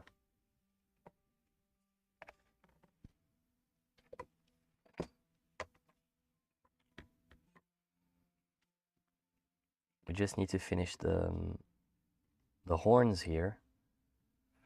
The white part is done. And then we just need to do more highlights and then finishing up with the eyes and the claws. Oh, I can't forget about the rope. I can't forget about the rope. For the rope, I was thinking of doing like something along the lines of red or something like that, like this black red with another red on top, or burnt red. Maybe I'll go with burnt red and then a red on top of it. And I'm going to do like diagonally. I'm going to try to do the same thickness diagonally to make it look like a rope. But I think the gold, the shadows, the scale detail and everything, I think it's looking gorgeous, not gonna lie. But we shall see the finished product. Guys, thank you all really so much for watching. Thank you, Shorty, for the raid once again. Thank you all for those who came onto the stream, came to say hi on the chat. You guys are awesome. Thank you very much. And yeah, I'll see you tomorrow because I'll be on vacation. So tomorrow can be another day of stream. And I'll be doing a really long night tomorrow. So there will be a really long stream.